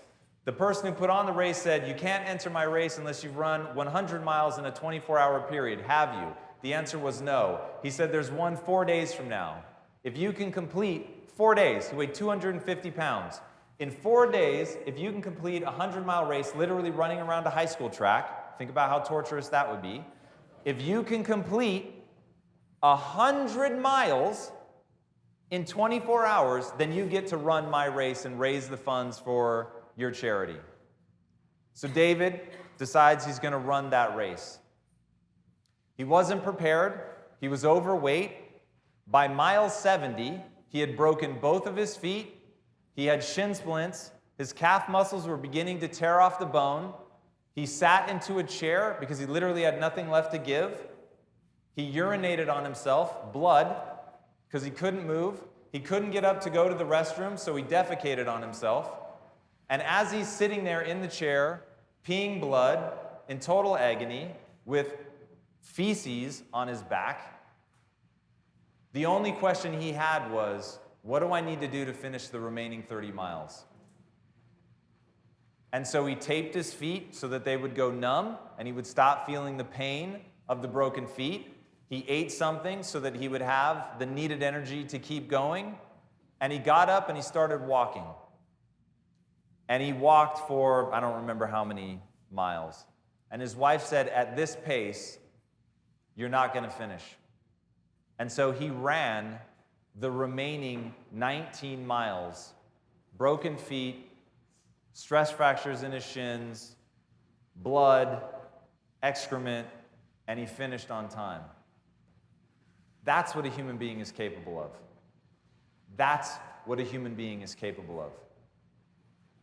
We limit ourselves, and it's only us. There's nobody else that's doing it to you. You've chosen to adopt those beliefs. And once you push yourself outside of that comfort zone, what becomes possible is absolutely miraculous.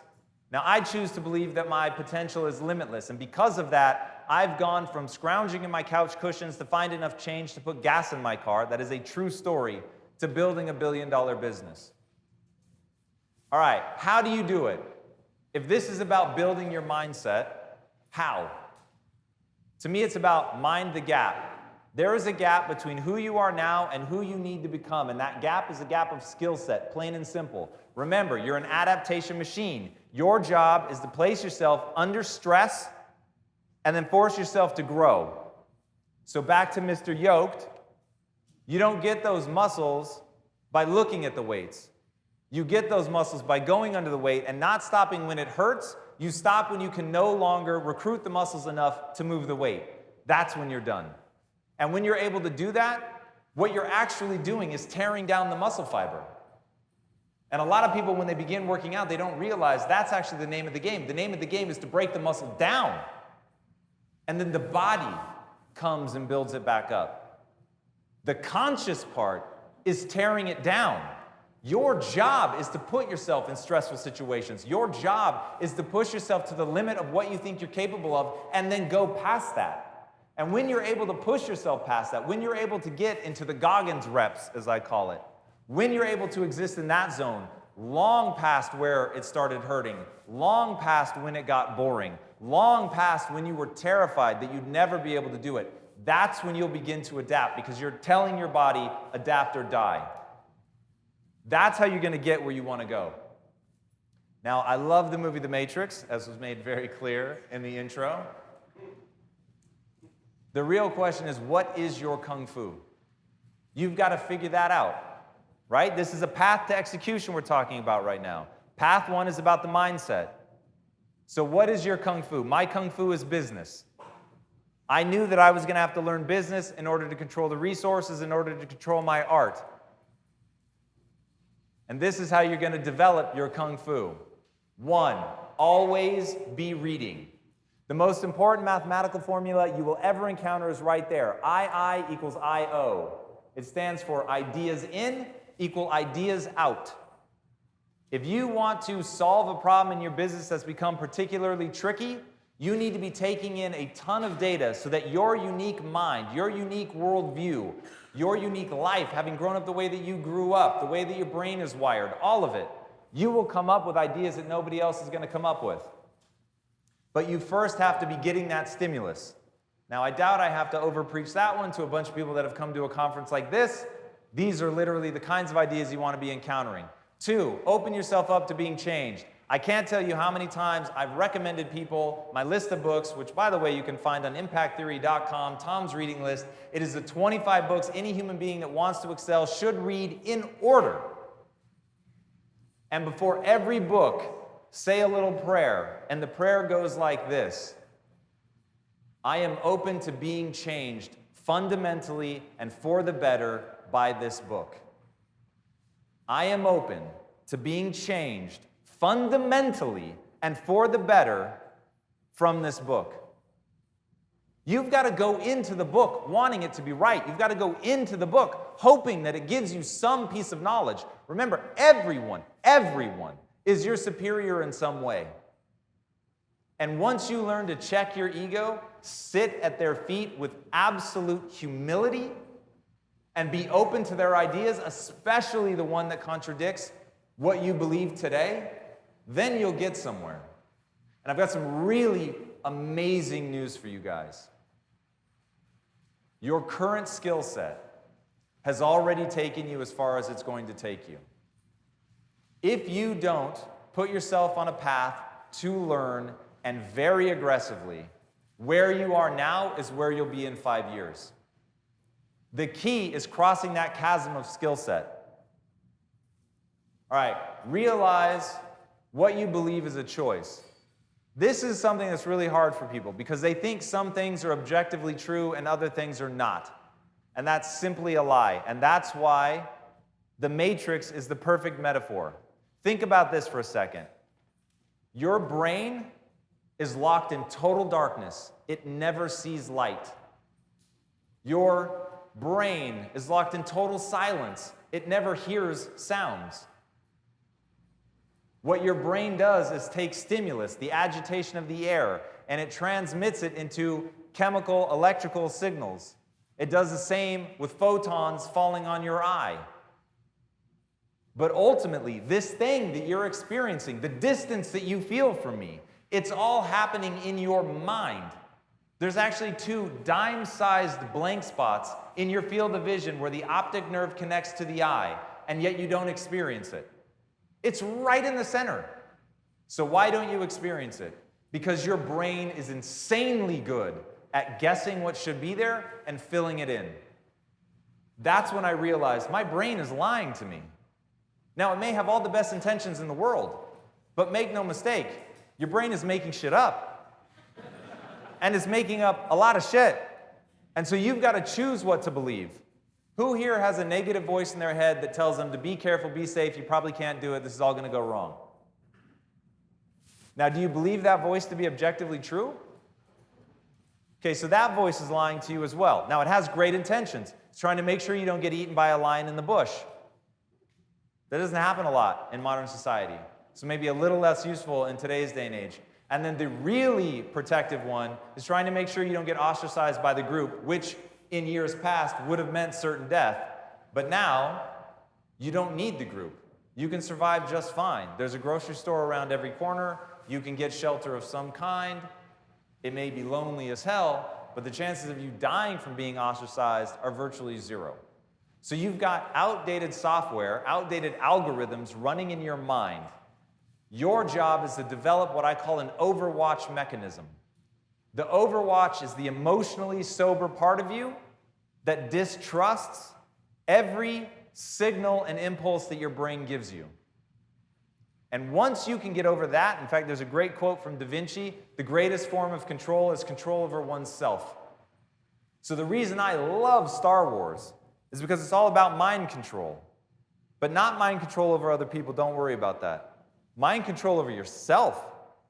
Being able to tell yourself these are not the droids you're looking for. That's when this gets really powerful. All right, so belief is a choice. We're going to talk about that more. Be an eternal student. We've talked about that. And last one, become anti-fragile. All right, we're going to go really deep on anti-fragile, so I won't belabor the point, and develop grit. All right, how do you become anti-fragile?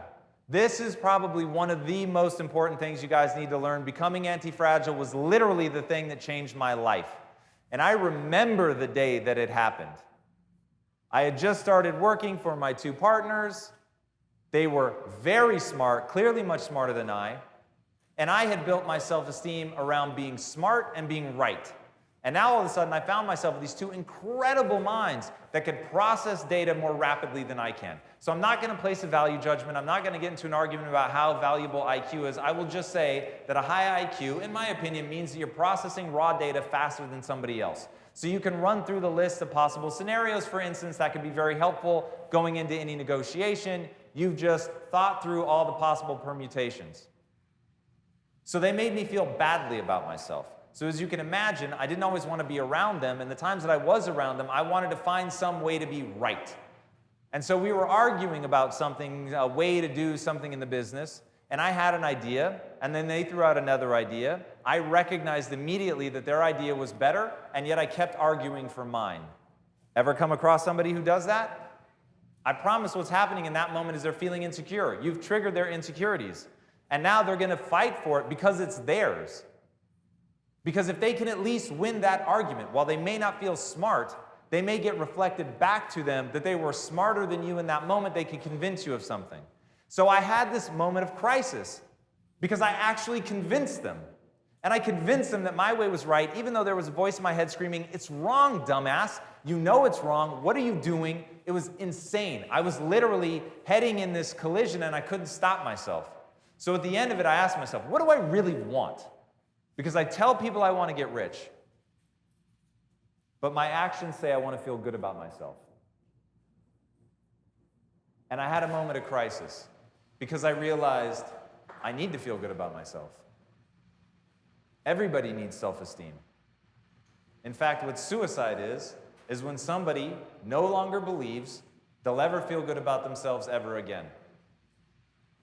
And if that were true, it's not, but if that were true, suicide's actually a reasonable option. Why would you want to go on living if every day you're miserable and there really is no way out of that? So I knew I couldn't give up my self-esteem. I couldn't accept some weird role where I just was always the dumbass sitting in the corner, right? So in that moment, I realized if I'm actually going to move towards my goals, I've got to pick something to build my self-esteem around that's anti-fragile. Now, this is a term that comes from Nassim Taleb in his book by the same name. And in the book, he points out something that is resilient, something that is strong, something that endures. they are all defined ultimately by their breaking point. They still break, they can just take a lot more abuse before they break. Anti-fragile, on the other hand, is something that the more you attack it, the stronger it becomes. So think of it this way. If I pride myself on being smart and you tell me I'm dumb and you put up a pretty good case for it, that's going to damage my self-esteem. My self-esteem in that situation is very fragile. If, on the other hand, you tell me that I'm dumb and I build my self-esteem around being the learner, now I'm going to say, thank you. Please tell me in what way that I'm dumb, because you will open my eyes to something that now I can address, and I can go learn about that thing, and I will have a new skill, and I can go out and push and execute against that skill. That's anti-fragile. The more you try to tell me I'm dumb, the more areas that you point out that I'm weak, the more things you tell me I need to learn about, my eyes are open to something that, if true, I'm going to go down that path and I'm going to learn how to do that. And that is absolutely critical. All right, identifying as smart is a deadly trap, as is the notion of being right. One of the most powerful things that you could do is become the person that admits that you're wrong really fast. And it's crazy how much credibility you will earn with people simply by admitting, I was wrong. Like 30 seconds ago, I was fighting so hard for something. I was really fighting for my position, and then somebody says something and I realize, that's actually better. Imagine that. You're in the meeting, you're going die hard because you believe it. You should stand up for what you believe and you should fight for it. But when you find somebody that when they actually, because they actually listen and they hear, holy shit, like that's actually a better idea. And they say it in real time. And not just say it, but like, oh my God, that's a great idea. I'm totally amped, I'm on that. Now I'm gonna be the energy for that idea. It was crazy. When I started doing that, people would actually come to me with their great ideas because they knew if it was right, I would get so enthusiastic about it. I would give them all the credit because I did not pride myself on owning the idea. I prided myself on recognizing the idea. And so people would keep coming to me with these great ideas because they wanted me to be the energy. And so even though all I would do is try and point out whose idea it really was, in like every breath that I mentioned the idea, talking about the person who actually came up with it, I would get credit for it because I was the one actually moving it forward. Because at the end of the day, only execution matters. You can build an amazing reputation for yourself. And one of the best ways that this plays out is that time when you hold steadfast and you refuse to bend. People know you're not doing it just to argue for your own idea, because you've shown 1,000 times, as soon as somebody gives you a compelling idea that you think is better, you'll move on it.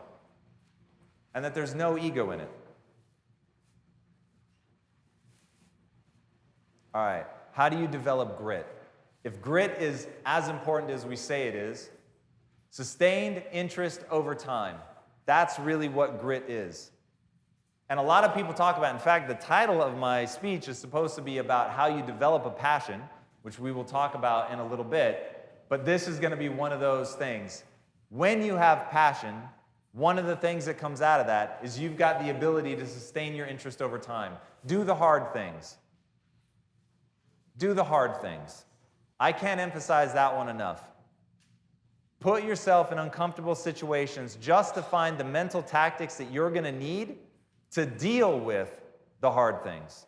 It's getting those tactics. Who knows the Stanford marshmallow test? All right.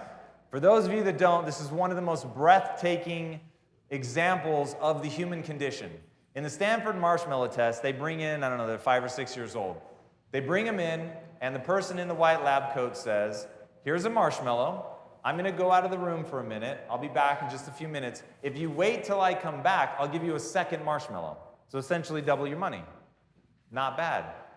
Now, what the kid doesn't know is the researcher's never coming back. And all they want to know is how long will you wait before you eat the marshmallow? Some kids have literally gobbled it up before they even get to the door. Other kids are like singing to themselves, putting their head down, getting up, dancing around the room. Some of them bite like the underside and try to put it back so you can't see. And here's what's scary. They followed those kids for 25 years. And based solely on the length of time they were able to wait before they ate the marshmallow, predicted their level of success in school, predicted their level of success in the job market. The people who waited the longest got into the best schools, got the best grades, went on to have the highest paying jobs. Just your ability to delay gratification. Your ability to find tactics that work to get your mind off something. There's no greater control than control over oneself. Anybody here ever done a 3-day water-only fast? Not intermittent fasting. 3 days. Do it. You will learn something about yourself, and it will be profound. And what you're going to learn is that your body is manipulative. And I did a 3-day fast just a couple weeks ago. And I had the flu right before, so there were cough drops laying around. And every time I walked by those fucking cough drops, my brain was like, eat one. And I was like, motherfucker, like, you know I'm fasting. And I literally couldn't believe, like, how consistently, every time I walked by those damn cough drops, that my body, like, gave me this really intense impulse. And that's when I realized, like, the notion that there are multiple voices in your head, by the way, is very, very real. And I will give you one quick example. Who knows what the corpus callosum is? All right, the corpus callosum is a thick bit of tissue that connects the left and right hemisphere of your brain. If you sever that, you will get people that have literal multiple personalities, one in the right, one in the left. Some of the most intriguing stuff is one of them will be devoutly religious and the other will be devoutly atheist in the same brain. And you can talk to them differently. It's absolutely crazy. But the multiple voices notion is real. There are multiple factions, if you will, pieces that your brain is broken up into. And by the way, you have the equivalent of a cat's brain in neurons just in your digestive tract. So the whole notion of gut instinct, think of all the cool shit cats can do. And you've got that in your digestive tract, neurons. It's literally the same material that your brain is made out of is in your digestive tract. It's utterly fascinating. So we have all these competing things that we want. But inside, if you think of that overwatch, that one person, that's you, that's meant to say, I have goals, and I'm going to act in accordance with my goals. I'm never going to sell out what I want most for what I want right now. I wanted a cough drop right now, but I wanted to get on the other side of a 3-day fast and say I did it, and I wanted that more. And in learning what your tools and tactics are, so for me, I welcome hunger like an old friend. And I literally, people must think I'm schizophrenic because you'll walk into the room and I'll literally be like pinching and poking at my fat, going, hunger, thank you. I'm so glad you made it back. It is so good to see you. I'm glad you're here. I know that you're oxidizing my fat, and I'm very grateful for that. So thank you. And in doing that, I reframe it not as something that is unwanted or painful, but as something that is doing exactly what I want it to do. And learning those mental tactics, that's the game. Learning those mental tactics, that's the game. That's how you're going to get good at whatever it is that you want to do. If you want to start a business, learning how to deal with your employees is absolutely critical. But let me tell you right now, if you lash out emotionally, your employees will lose respect for you. But it's just like the cough drop moment. Now, if somebody had seen me walk by the cough drop, they wouldn't know that I literally had to stop myself from lunging at a cough drop. They didn't know that because I have control of myself. I've practiced things like that. I do 3-day fast. I do what I call bright lines. So I have a bright line. During the week, I don't eat my second meal before 11:30, under any circumstance. My wife one time brought my food 30 minutes early. I was preparing for an episode. It was so sweet of her. But I don't eat before 11:30 under any circumstance. So the food literally sat on my lap, smelling so good. And I was so hungry. And I said, hunger, thank you so much for showing up because you're giving me the opportunity to prove to myself what a badass I am. Because I'm going to smell how delicious you are, knowing my stomach is grumbling and tying itself in knots because I want to eat so badly, and I'm not going to. And in those moments, you earn credibility with yourself. I hate working out. Absolutely despise it. It's why I do it first thing in the morning. And the reason I hate it the weights are heavy, and your muscles start burning when you get into the supposed good reps. So that just seems shitty and backwards. So it is not in any way, shape, or form fun for me. But I earn credibility with myself because it is something that I don't like. I earn credibility with myself showing up every day, and it also reminds me how much I can transform my body. Like, it's very easy for me to show you my before and after picture. I used to be 60 pounds heavier. It's very easy for me to show you when I was heavy and then show you six-pack abs. You get it.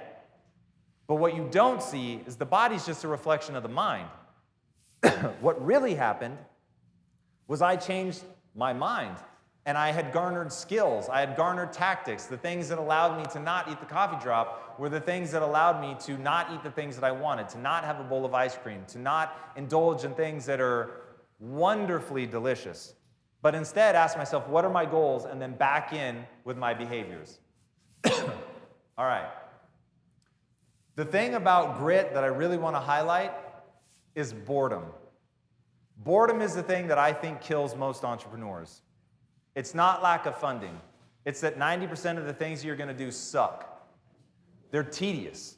I actually had to get in a fight with the IRS to get my EIN number for my most recent company. That shit was boring.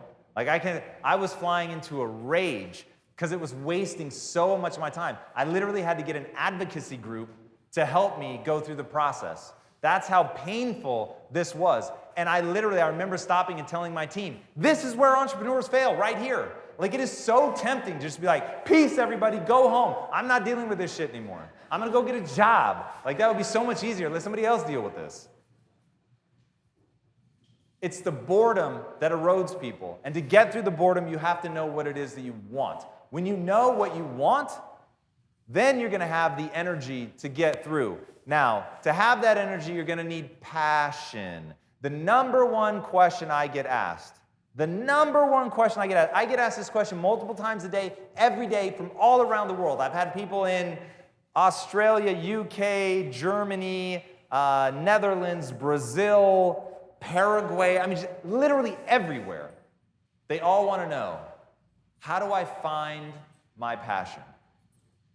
Asking how you find your passion makes the assumption that your passion has been lost somewhere. Your passion has not been lost. Your passion has never been developed. Passions are created, they're constructed, they're developed. And it starts with interest. You want to identify an area of interest. So if you've ever wondered, like, oh man, that person is so lucky, like, how do they get lucky to find their passion so early and now they get to do it and live like this amazing life? And you're searching inside your mind for that thing that's going to be like a lightning rod that's hidden under like a lampshade somewhere in your mind. And you're like, there it is. I finally found it. But it doesn't work like that. It starts with these areas of interest. And if it's something that you're trying to turn into something that you can monetize, it starts with ideally overlapping areas of interest. So you've got multiple interests coalescing. And it coalesces with, can money be made here? But even that is not enough. Now, once you have that, you've got to start going deep into gaining mastery. And it's in the process of gaining mastery that you're going to find out if that interest turns into a love, then turns into a passion. People who are passionate are willing to fight through the boredom. Think about a musician. If you want to become the greatest musician of all time, let me tell you how many hours, literally days, weeks, months, years of your life will be dedicated to playing a scale. All day, every day, the fundamentals, blocking and tackling.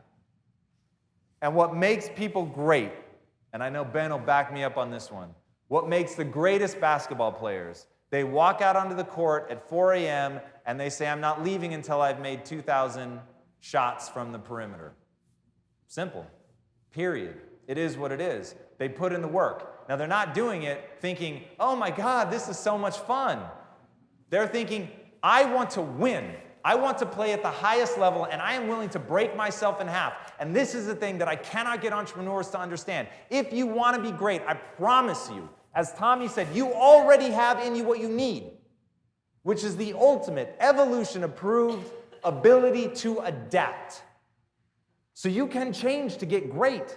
You can change to become whatever you need to. And if you're leveraging an earlier win, so much the better. If it's something that you have that little spark of early talent, and now you're just putting the work on top of that, fantastic. But it is the people that are willing to literally break themselves in half to get the result that they want.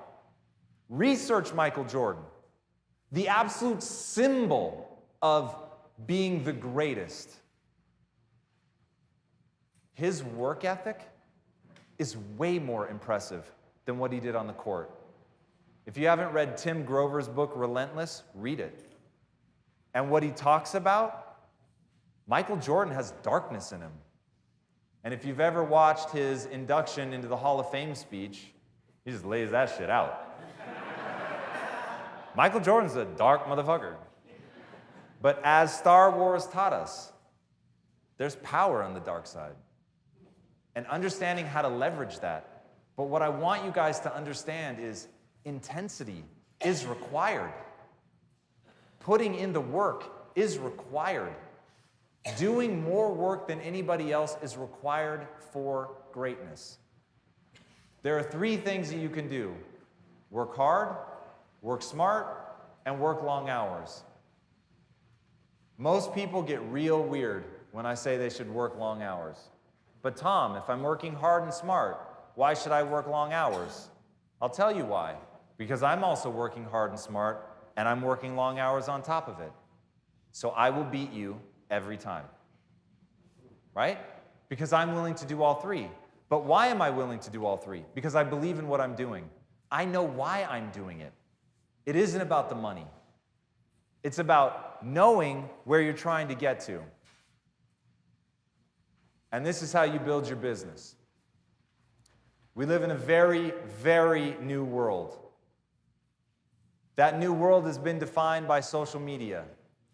For anybody that in the last year has spoken ill of social media, get rid of that matrix-style belief immediately. It is the greatest revolution in business ever. It is the reason that you're going to be able to build a business without gatekeepers being able to tell you yes or no. Social media has completely democratized access to consumers. Think about that for a second. Back in the day, you had to pay for radio ads or you had to be on TV. That was it. Those were your options. And it was so expensive. And that's exactly how the big companies wanted it, because they could keep you out. So you may have a superior product, but the world's never going to know because they have a way to ice you out. That is gone. Like, really think about that. And I'm seeing some young faces in the crowd. You may not realize it didn't used to exist. It didn't used to exist. To get to a mass audience, you had to pay hundreds of thousands, millions of dollars potentially to reach those people. And they made you buy in bulk. It's not like you could do one commercial and see what happens. They made you buy in bulk. They made you commit to big dollars. Now, not anymore. Not only that, when I was growing up, commercials had to be high quality. Now you can film shit with your iPhone. Be like, what's up, girl? And you can sell product doing it. Michelle Phan, you guys know who that is? Built a multi-$100 million empire by doing vlogging with her phone on YouTube. The world has changed.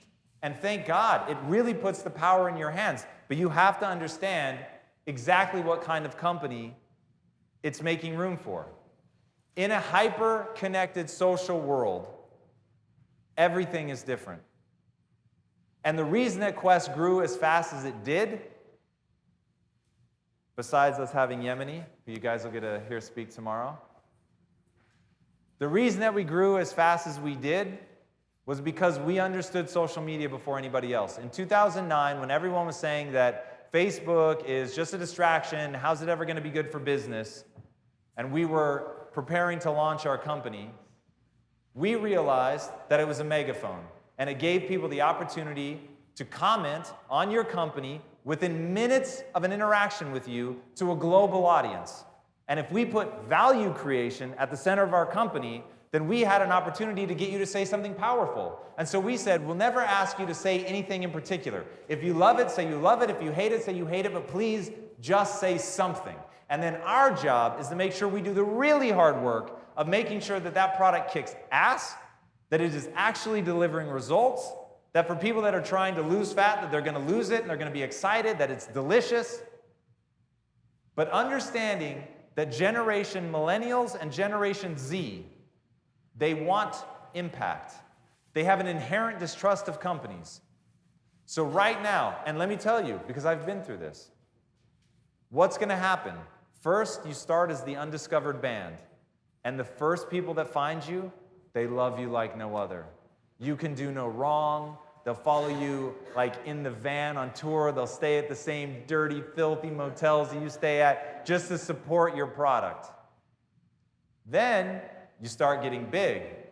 And everybody's like, yeah, I discovered them first. I knew these guys before anybody else. And then you get really big and you're a fucking sellout. And now, I don't want to hear your music. That shit's played out. I'm on to the next, looking for the small guy. Because what you failed to take into account is they want to know what kind of impact they're going to have by using your product. Sometimes that's the product itself. Quest, having the mission to end metabolic disease, really got people to understand what we were about as human beings. The fact that we were investing millions of dollars of our own money into cancer research because we believe that it may be a metabolic disease, that let people know who we are as people. Me starting to do a show and stepping out front and coming and giving talks like this so people can look me in my eye and ask me questions, which, by the way, every time I do a talk, I will stay and answer questions until there are no more questions to answer. I've done it for 8 hours straight before. So at the end of this talk, even if they kick us out, we'll do it out in the parking lot, whatever it takes. I will answer every single question that you have. That's the world that we live in. When you're a servant to your customer, when you understand that that's the level of obligation that you have if you want to build a real community, that's the new way of doing business. And I now get people that write to me every day saying that I've changed their life. Imagine building a company and having people write you from all over the world that you changed their life, that their life is fundamentally different and better because of you and your products. It's an unreal time that we live in that you can get that kind of feedback and interaction. All right, who knows Simon Sinek? Booyah. All right, Simon Sinek wrote a book called Start With Why. This is one of the most important things. If you're looking to build a business, I promise you, and it'll happen tonight, even though I'm going to say it right now. I know it's going to happen tonight. One of you is going to come to me, and you're going to start describing your product, and you're going to ask me how you should market it. And all you're going to describe to me are features and benefits. And I'm going to say, no, what's your mission? And you're going to say, we want to make computers faster. That's not a mission. That's a feature and benefit. What's your mission? We want to empower entrepreneurs with faster, cheaper computers so that even low-income entrepreneurs can launch companies. Okay, helping low-income entrepreneurs launch companies, that's a mission. The faster computer thing is a path. And understanding the difference between a path and a mission is critical. I'll give you an example. The mission at Quest is to end metabolic disease. What if we found that food is totally irrelevant to that? What would we do? Well, our mission wasn't to make protein bars. Our mission was to end metabolic disease. So we would change. As we got deeper and deeper into cancer, it looked like this whole high protein thing may actually be really dangerous in a cancer environment. You may have to go high fat. And so even though everybody considered us the high protein, low carb company, we started investing massively into high fat. Everybody thought it was crazy. What's going on? What are you doing? But we were looking at the data.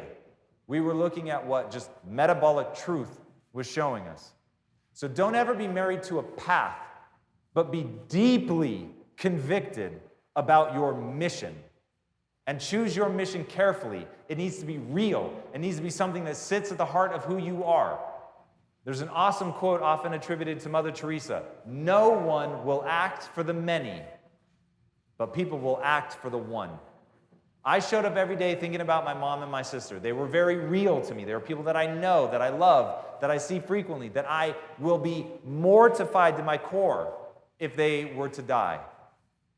So it was very personal. It was very easy to fight and push Because when you know why you're doing what you're doing, when you have your mission and you are hell-bent to make that come true, when things get boring, when things get tiring, you're still going to do it. And when you have that thing, you're able to take advantage of one of the kingmakers, transparency. There are two new kingmakers. We're going to talk about both of them. The first one is transparency.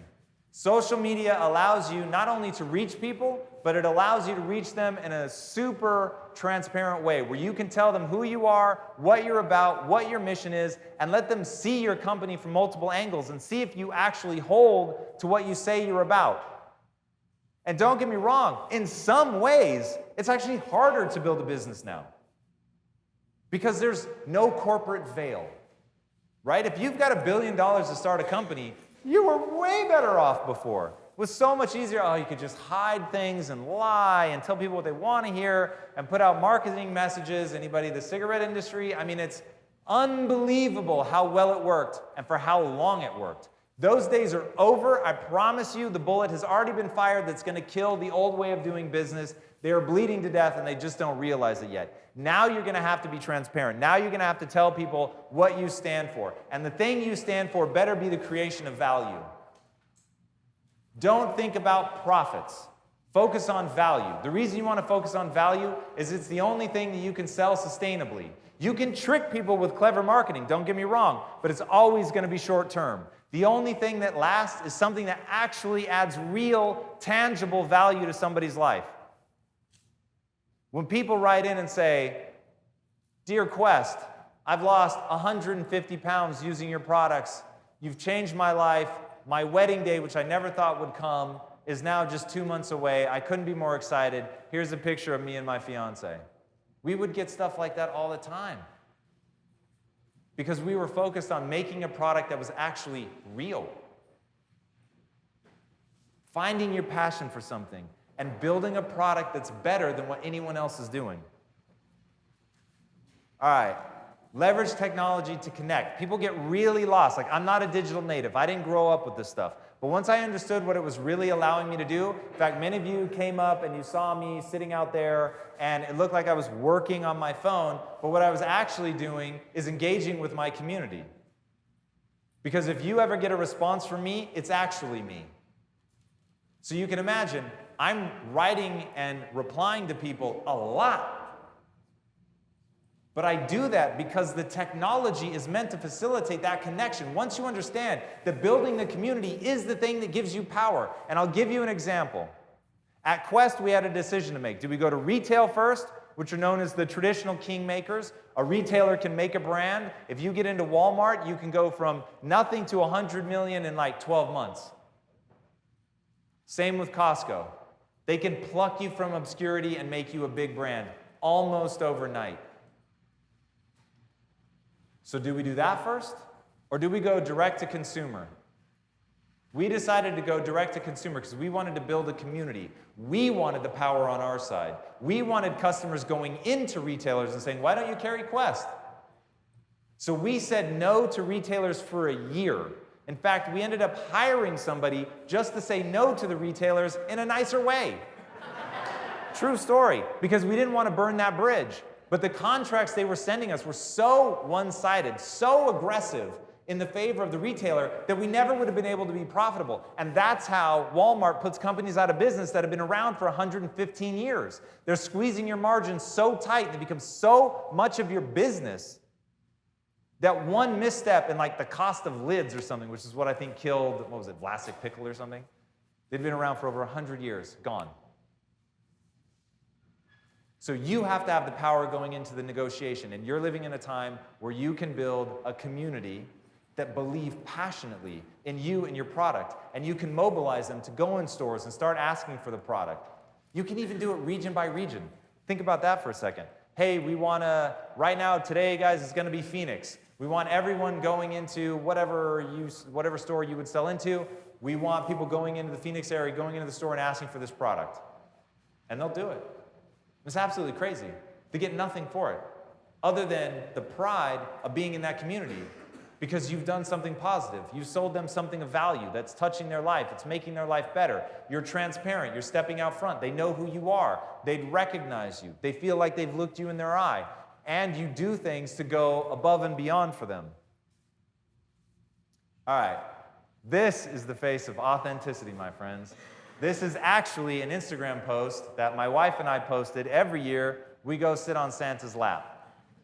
And I thought, hey, we really do it. It's really a thing for us. So share it with the community. And it's stuff like that, as embarrassing that it is, it's stuff like that that lets the community feel like they know you.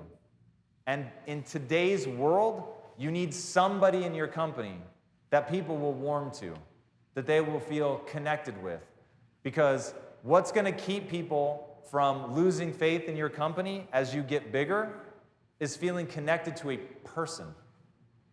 Companies aren't nameless, faceless organizations, and you don't want them to feel like it. Our customer support department had their own Instagram, just so people could see the people that they were talking to. All right, don't market, build a community. That's critical. How do you build a community? It goes like this. At the top, there are thought leaders. Thought leaders are the people that, when you hear them talk, you don't understand what they're talking about.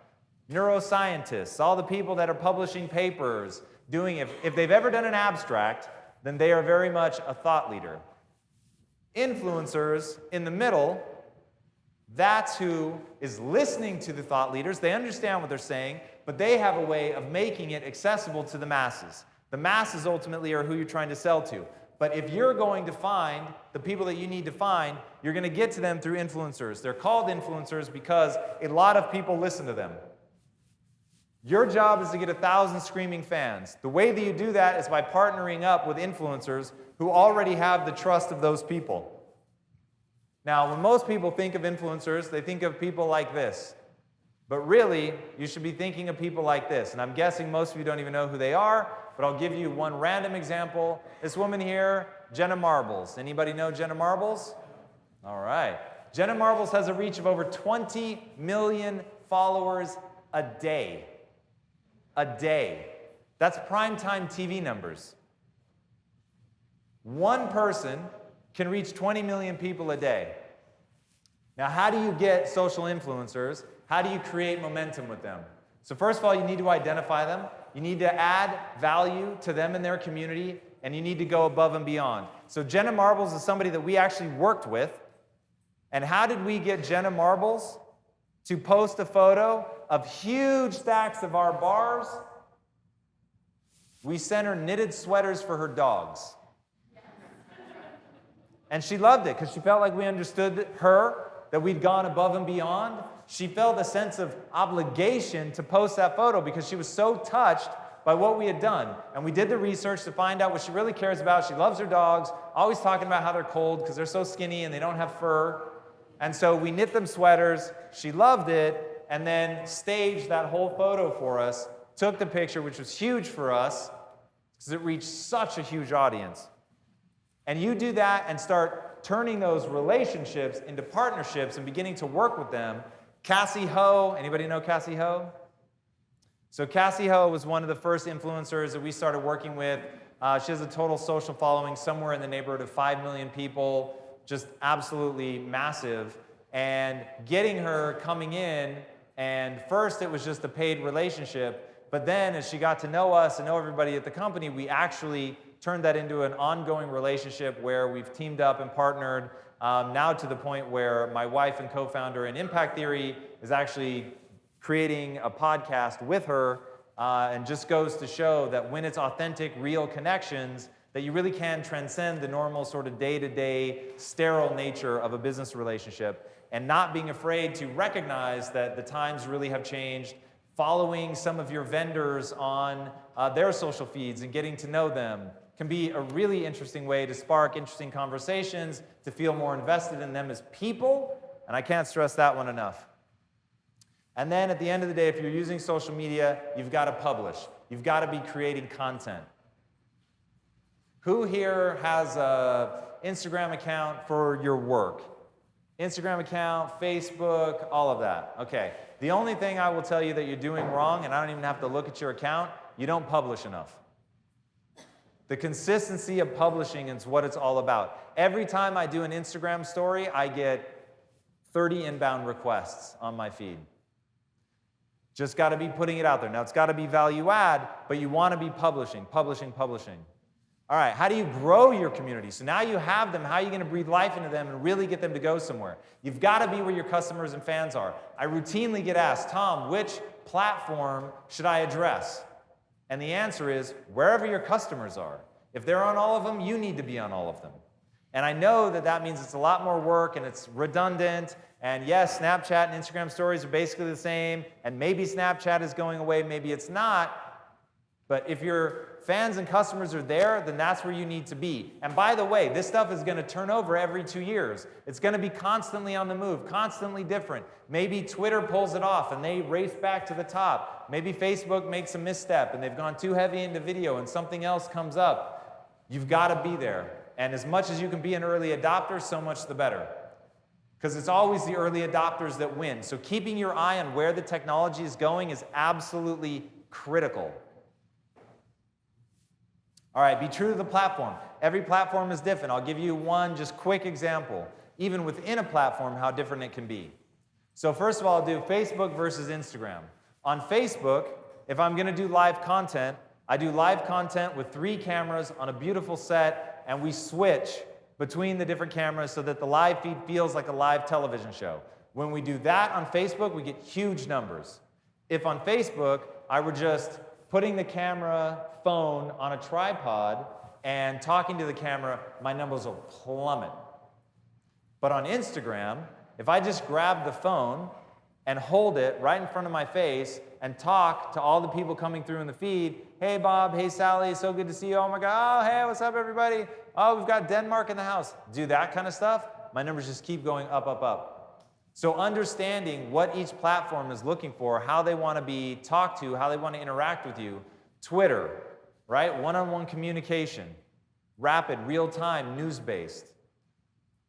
Now Instagram, even within the platform, there are different ways you want to interact. So I'm very formal, for the most part, in my main posts, but my stories are playful and a little bit more intimate look into my life. And they perform well like that. If I take something that feels right on a story and I put it in my main feed, it won't perform well. If I put something overly formal in my story, then it doesn't perform well. And this comes from publish a lot, pay attention, look at the data. You've got to be really, really data-driven. All right, and boost what works. So once you find what's working, then you want to put some ad dollars behind it. Okay, and ad dollars gets very tricky. You don't have to throw a lot of money at something to get a big result. Because what you're going to do is do a bunch of free stuff and look at what pops. And when something pops and it's outperforming all your other stuff, which both Facebook and Instagram will tell you, this is performing better than 95% of your other posts. Well, that's probably a good candidate to put some money behind. Also partnering up with other people in your space to do crossovers or trade shout-outs, things like that. All right, what if I told you your customers hate your content? Hopefully you would believe me, because chances are that they do, because what most people are trying to do with their content is they're trying to sell. Don't try to sell with your content. Try to add value. Your content in and of itself should be a value add. So at Quest, a lot of what we do is cooking with the product sometimes, not cooking with the product, but really trying to think, what does the consumer want? What would be value add for them? What are they looking for? And those are the things that are going to allow you to continue to build that community out. High value content. It's all about value add. You're living in the era of value creation. So not only does your product have to be amazing, but your actual marketing in and of itself can't feel like a commercial. It's got to be true to the brand, it's got to be true to the brand ethos, but it has to be in and of itself interesting and valuable. So rethinking that, moving away from traditional features and benefits by this. All right, I mentioned this earlier, only value is sustainable. The only thing that you're going to be able to sell over time is that. So you guys need to be having meetings in your company talking about value. What is the value of this ad? What is the value of this marketing? What is the value of this product? Like, you have to know why that thing is valuable. That is absolutely critical. And execute. At the end of the day, only execution matters. You all have a dream. That's why you're here. There's something that you want to do. There's something that you want to create. But at the end of the day, the only thing that matters is your ability to execute. So get really good at that. Crossing that chasm of skill set. And I can't say that enough. The only thing that stands between you and executing on your dreams at the highest level is skill set. It's getting good at something. All right, have very clear goals. It always freaks me out. Most people stop at the first sort of vague notion of what they want to do. I'm going to punch myself in the mouth if somebody comes up to me again and says, I want to help people. That's rad. That comes from a beautiful place. I could totally get it. But that's like coming to me and saying, I want to win an Olympic gold medal. Awesome. Winter or summer? Summer. Fantastic. Swimming or tennis? Swimming. Excellent. Backstroke? Freestyle? Like at some point, it's got to get so specific because you have to know what skills you need to acquire. You have to work backwards from the goal, and the goal has to be hyper-specific. So if boredom is the #1 killer of entrepreneurs that they're not able to make it through, the next one is they don't have clear goals. And the worst part is they think they do. That's the part that terrifies me. The worst part is they think they do. Until you know exactly what your mission is and exactly what your business model is and what problem you solve, what very concrete problem that people are freaking out to have solved, until you do that, you don't have the necessary ingredients to build your business. All right, don't be romantic, be pragmatic. Look at the data. The data will tell you what to kill. The data will tell you what's working and what's not. This was the single best piece of advice that was ever given to me, and I ignored it for 3 years. I'm so embarrassed by that I always make sure any talk I give, people hear this. Know more about your product, service, industry, whatever, than anyone else. Than anyone else. If you guys have ever seen my interview show, the reason that it's doing as well as it's doing is I know more about the guest. One guest actually said this. I know more about the guest than their mother. I just put in more work than their mother. That's the truth. I go out and I research and I read everything and I watch every video that I can. And so I know so much about that person. I know I'm going to give a different interview than anyone has ever given before because nobody's done that level of research. Not only does it blow the guest away and totally endear them to me, but it gets us to the point where we can give an interview that has unique value. So know more about what you're doing than anyone else in the world and grind, baby, grind. For 2 years, that's what I look like every day. Hairnet, lab coat, gloves. Put in the fucking work. Put in the work. And this is where the rubber meets the road. This is where you're really going to separate the people that are wantrepreneurs from the people that are real entrepreneurs. You've got to want to grind. You've got to learn to love that. You've got to learn to love to put in the work, to be proud of yourself that you showed up and put in the work, to be proud of yourself that you taught yourself how to suffer, to be proud of yourself that you're developing a mindset where you believe I can do anything I set my mind to. And by the way, once you believe that you can do anything you set your mind to without limitation, how you spend your time becomes a spiritual consideration. How you spend your time becomes a spiritual consideration because you could be doing something. If you want to end hunger, end hunger. What's stopping you? Bill Gates is actually going to end malaria. He's going to do it because he had the tenacity to generate the resources and because he has a mind that allows him to work on the infrastructure and figure out how to actually solve that problem. Do not, under any circumstances, make Bill Gates or anyone else extraordinary to let yourself off the hook. Don't fucking do it. Don't sell yourself short. And this is where I see people go wrong all the time. They look at somebody who's amazing, and they say, well, they're just naturally gifted. I could never do that. You couldn't do it because you believe you can't. And because you believe you can't, you don't start putting in the work. Michael Jordan got cut from his high school basketball team. He wasn't exactly showing all the promise in the world. My own mother, when I left for college, quietly assumed I was going to fail and didn't admit that for years. I showed no early signs of promise. I actually have a version of this talk where I show photos from my childhood, and people are like, yeah, motherfucker, you just look stupid. And it's true. I used to dress like a clown, and I mean that almost literally. So my waist was size 36, and I wore size 54 pants. I wore literal jester hats. I had one of those big chains that connected to my belt. I had shoulder-length hair. I did not exactly look the part, and I didn't take myself seriously.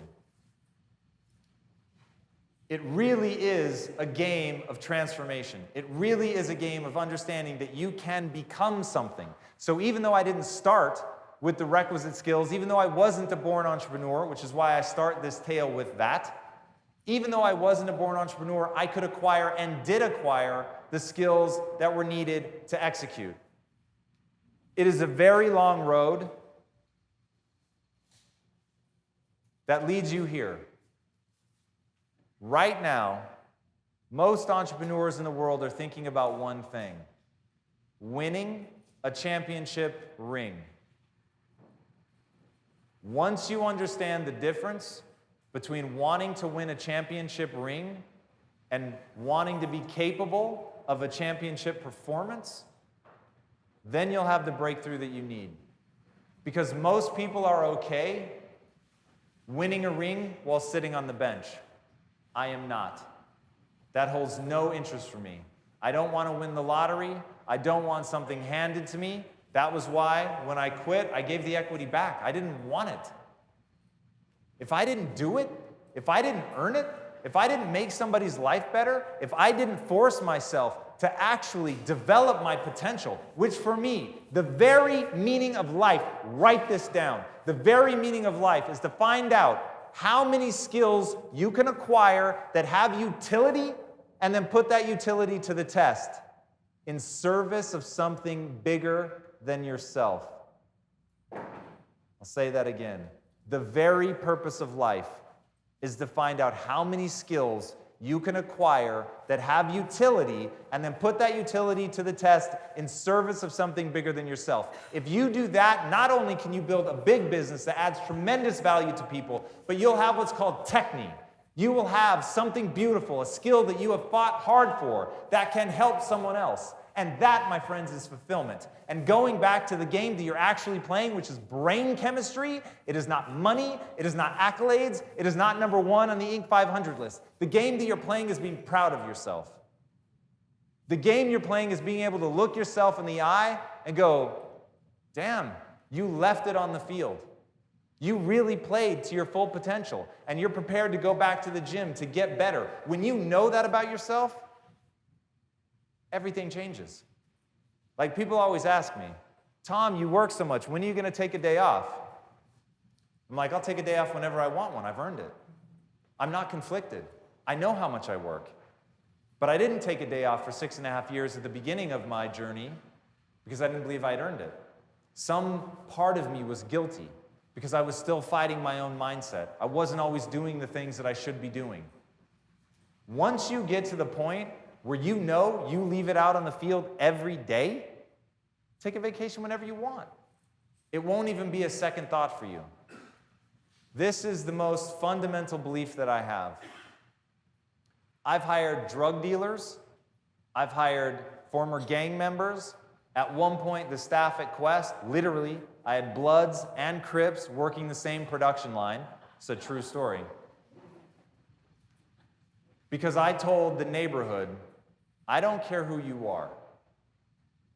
All I want to know, who do you want to be? And what's the price you're willing to pay to get there? Boys and girls, I promise you, once you answer that question for yourself, once you know exactly who you want to become, and you're willing to pay a price that is higher than anyone else is willing to pay, you will win. That's the only path to success.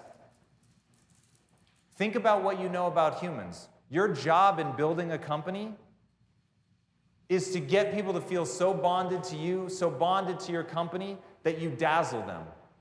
And have you ever dazzled somebody by lowering their expectations and then comfortably delivering more. The phrase that makes me want to break something, under-promise and over-deliver. Fuck that. If you tell me you want to under-promise and over-deliver, you're dead to me. I don't even want to talk to you. Because I know what you're trying to do is manage my expectations. You are not trying to be the greatest of all time. You are not trying to be capable of the extraordinary. You will happily win a championship ring while sitting on the bench. I'm not looking for that. What I'm looking for is somebody who knows who they want to become and they're willing to pay an extraordinary price to become that. Because all that matters to them is becoming capable of the extraordinary. And when you get to that point, the only way you will know how to act is to set the bar ridiculously high. So high you're almost embarrassed to say it out loud. And then, my friends, you're going to surpass all expectations. Thank you.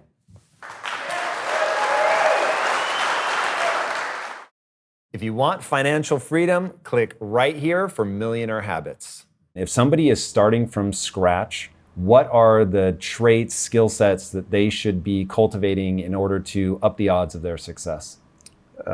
They should focus on one thing in general rather than lots of different things that you're not sure about.